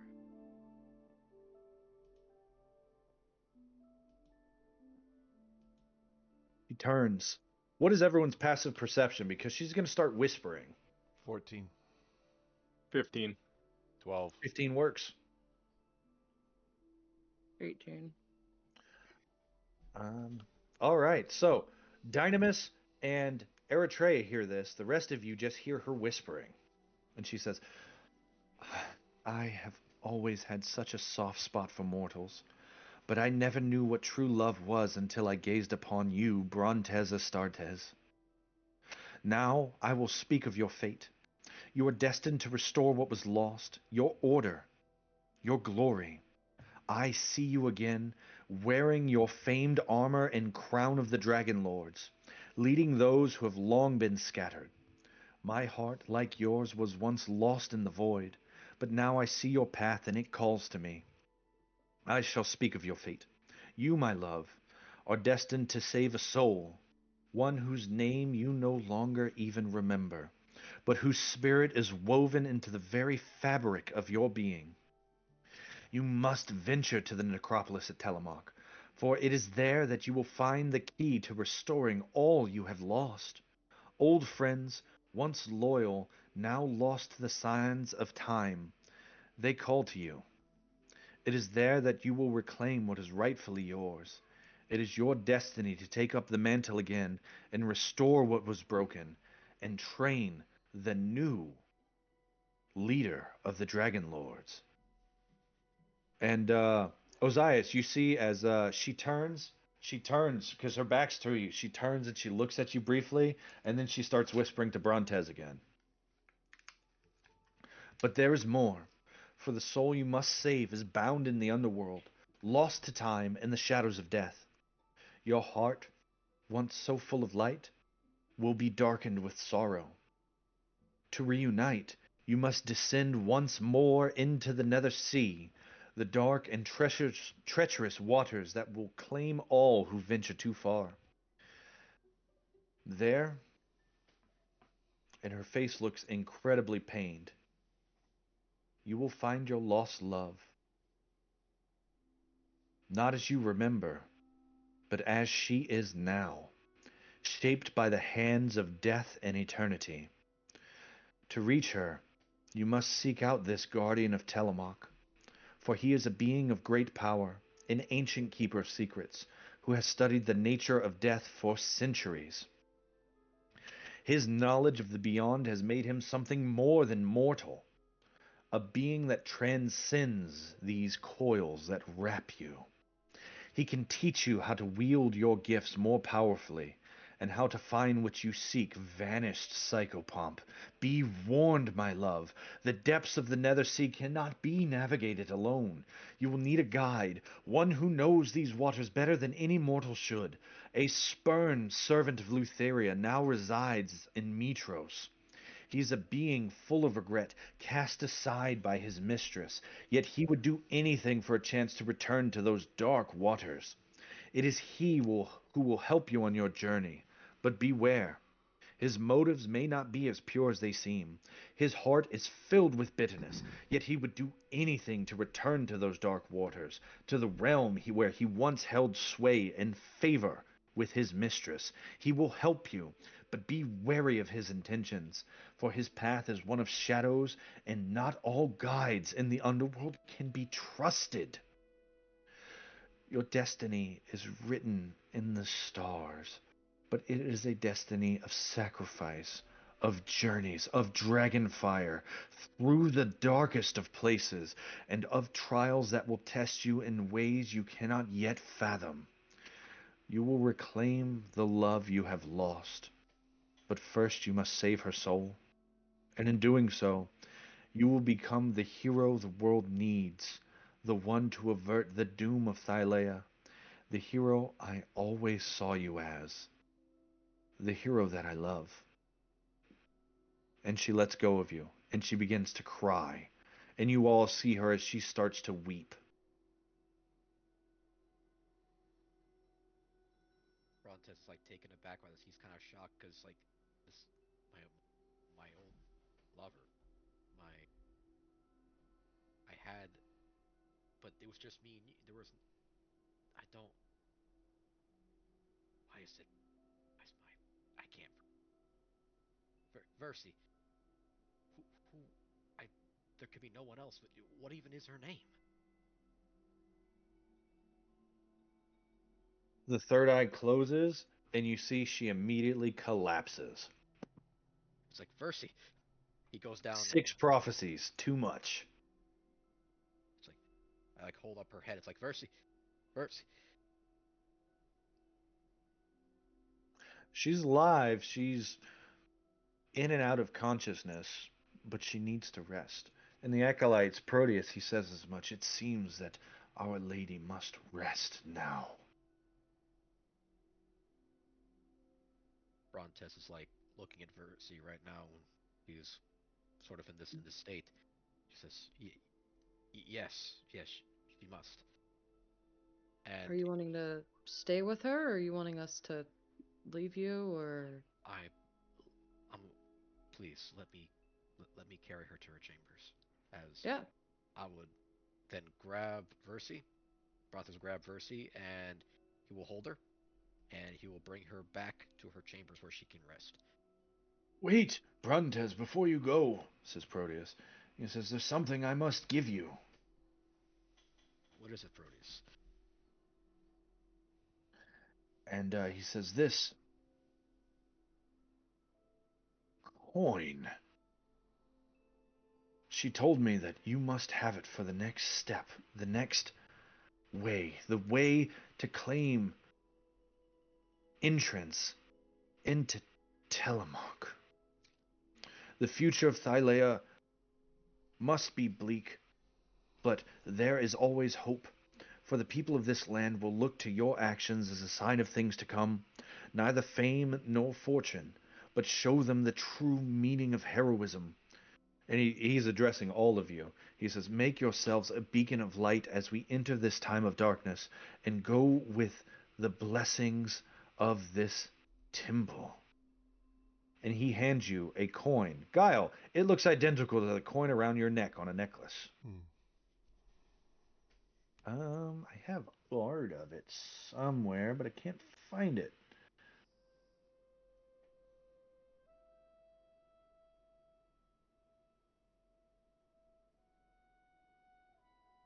Well, let's do this one. I will find it, but what would you like to say? He looks at Proteus, and he will There's ask the front. Oh, there it is. That looks nice. I love it. He will ask for the coin. And here's the back. Ooh.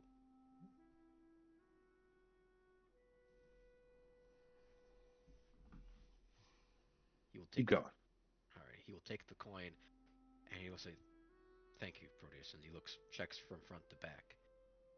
He puts it in a pouch, and he will say, I guess this coin holds the next step to whatever adventures may lie for me next."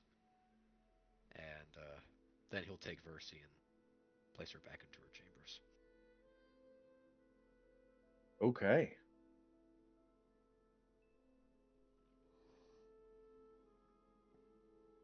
Just typing this all up.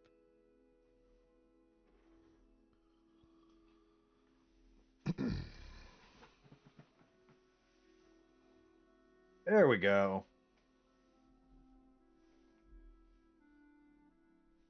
You feel knowledge flood into you as you hold this coin, Brontes. Oh. Blam! There you go. That should pop up. There we go. Oh, damn. Oh, I like this. Oh, cool. Oh, that's good to know. Ooh, I now know that. That's amazing. Yay. Geil, did you know Draconic before? Nope. You do now. You do now. You have one. It is a burnished Dragonlord coin.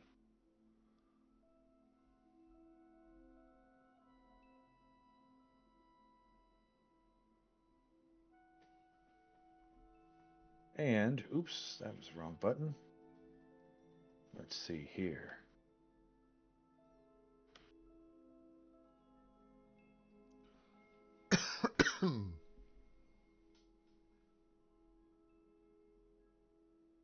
Let's see, there's one, there's two, and there is, where's number three? There we go. I'm about to get 3 missions. Give me a second. Here we go. 1, 2, 3.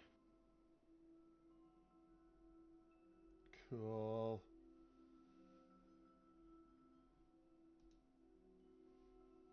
The Horn of Balmetria. And if anybody's in the mission one, you have one more. You're about to get some completed missions. Because you have defeated the Oracle Invaders, which means it goes to the completed section. And you have successfully received your prophecy, so Summon from the Oracle is completed as well. Good job, guys. Huzzah. Only 2 of us died, guys! Woo! I will have the scores. I put the 2 pictures of the coins above, right next to Versi. If you guys want to look at it again, you can just click on those 2 and press Z to zoom in. One is the front, one's the back. The front has a head, the back has a boat.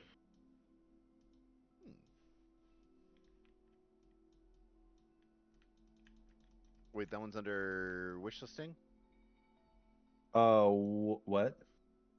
Where was that one located at, you said? It's on the map itself. It's on the not in map. the handouts.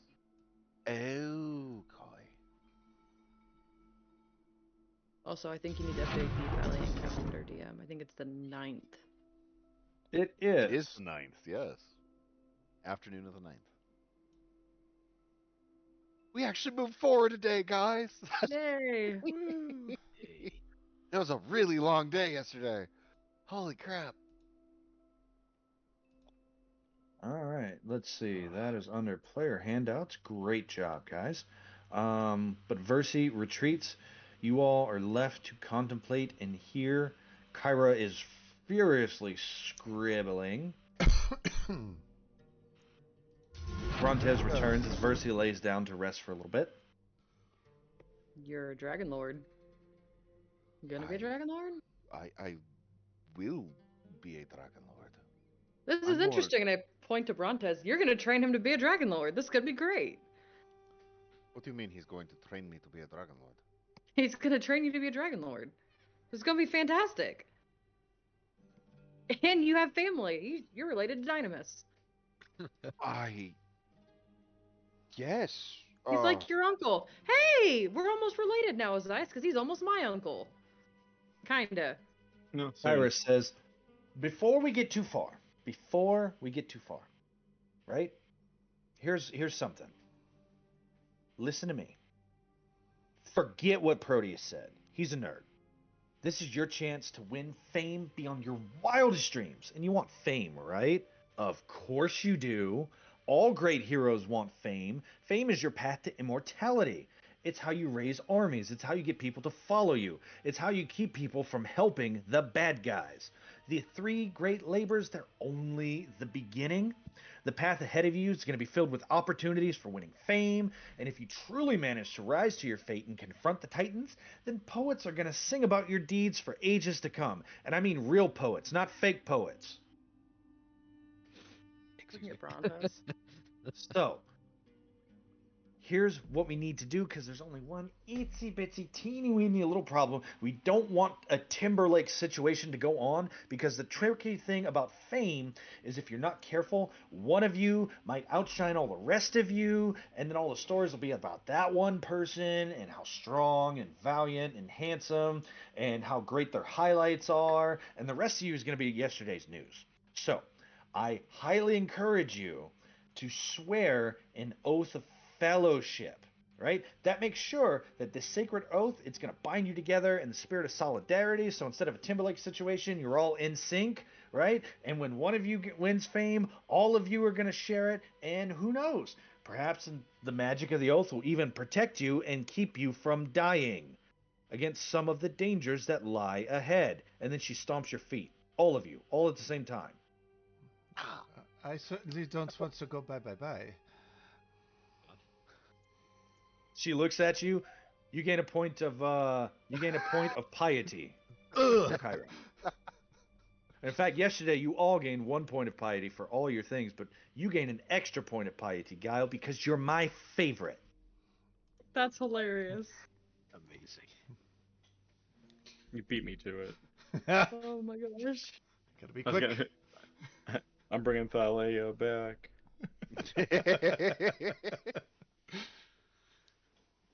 Oh, hey, that puts me at Finish this 3 and pie. she starts- Woohoo!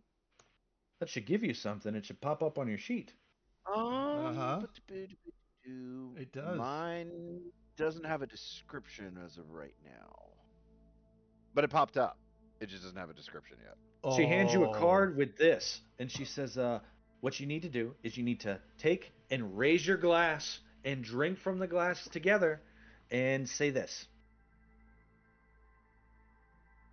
Together? Holds up a glass, which is, I'm assuming a glass has mysteriously appeared in all of our hands. Yeah. All right. So, you all have a bowl of wine. And she looks and she goes, okay, which one of you is first? And she waits for you to say it. I'm first. Okay.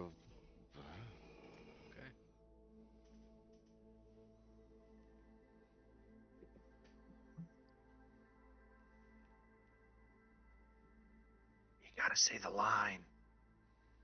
Oh, I see the line now. Script.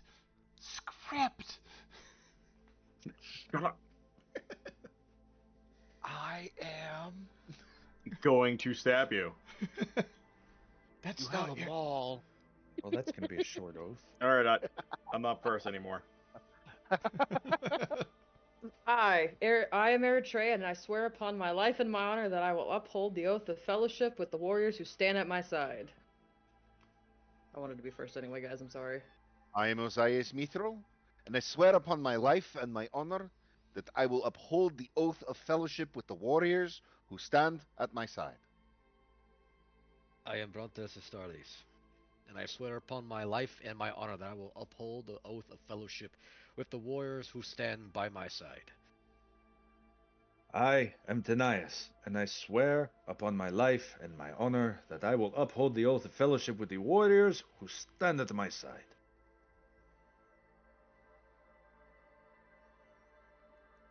I am Geil. And I swear upon my life and my honor that I will uphold the Osa fellowship with the warriors who stand by my side. What do you mean a contract for a solo career? That's I just signed right here.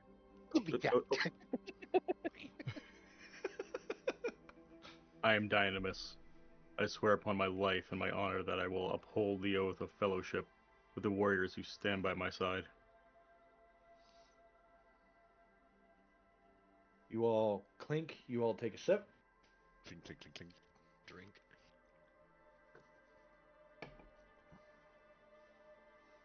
Of course, he had to have a cap on it. Dragonlords, am I right? Always so cautious of going inverted. For some reason, you're a little shadowed, Brontes, but I'm going to believe that you drink too. Great. Fantastic. Now, there's this wonderful little subsystem that you all have to pay attention to, and it's called Fame. And I went ahead and I made you notes ahead of time because I am a competent and wonderful bard. Shit, where did I put it? It's so Kyra. I made notes, guys. I'm way ahead of this. Now I just have to find where I put them it. I down. love that. It's on a name tape. Where the heck was I last night? Hold on. Is it here? No, that's not it. Wait, who's Brent? Who's Brent? This is okay. I think, Kyra, we understand. Oh. Easy, Brent. Don't rush Kyra. Ozais, I think with this oath, that means you're stuck with me forever. I don't really Kyra think you nods. would want to ever let me get away. Forever. Well, it definitely looks like we're all stuck together, for better or for worse. I feel like Eretria and Ozais are the embodiment of that meme idea of, yeah, no, we're best friends for the rest of life. They know too much. We're all stuck together for life. Oh, it's in the PC folder. There it is. Fame. There we go. So, right now, you all have 1 fame point. Actually, you all have 2 fame points now because you beat the boar and you saved the Oracle. You are the heroes of the Heartlands and the heroes of prophecy. I'm going to tell everyone. I'm going to have all my Kyras and all the different bars tell everyone. There's more than one. Well, you know how like department stores have that red suited guy with the big beard, right? It's kind of like that. Because have you ever heard prayers? I hear prayers all the time, and they're exhausting, right? How am I supposed to write your kid's report for school every night if I have to write the teacher's report too? It's ridiculous. So I outsource some things. Wait, you can hear those? She's a god. It makes Yeah. sense. That's how I But make reports. as to you guys Fedor. do more things, people are going to love you.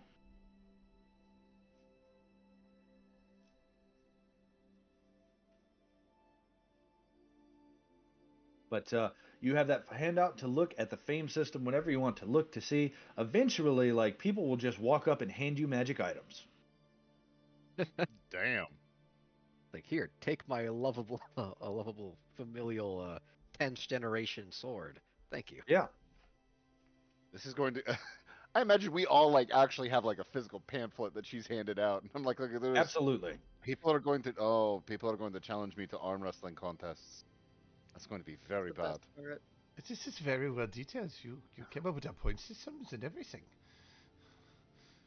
I figured that quantifying things on a 20-sided system would really make things sort of streamlined as far as we go ahead with things, you know? I like it. I dig it. There's an order to it. All right. But with Just that, like we guys, start signing babies. Wait, what? kiss my baby. That's when it gets weird. People start naming their kids after you, right? Yeah, it gets a little weird. There's going to be a whole Also bunch gonna of be one where it's like, it's gonna be Brents real and bad. Aaron's running around. Oh no, the poor Ozzies. Geils. There's so many gay eels. Those poor children.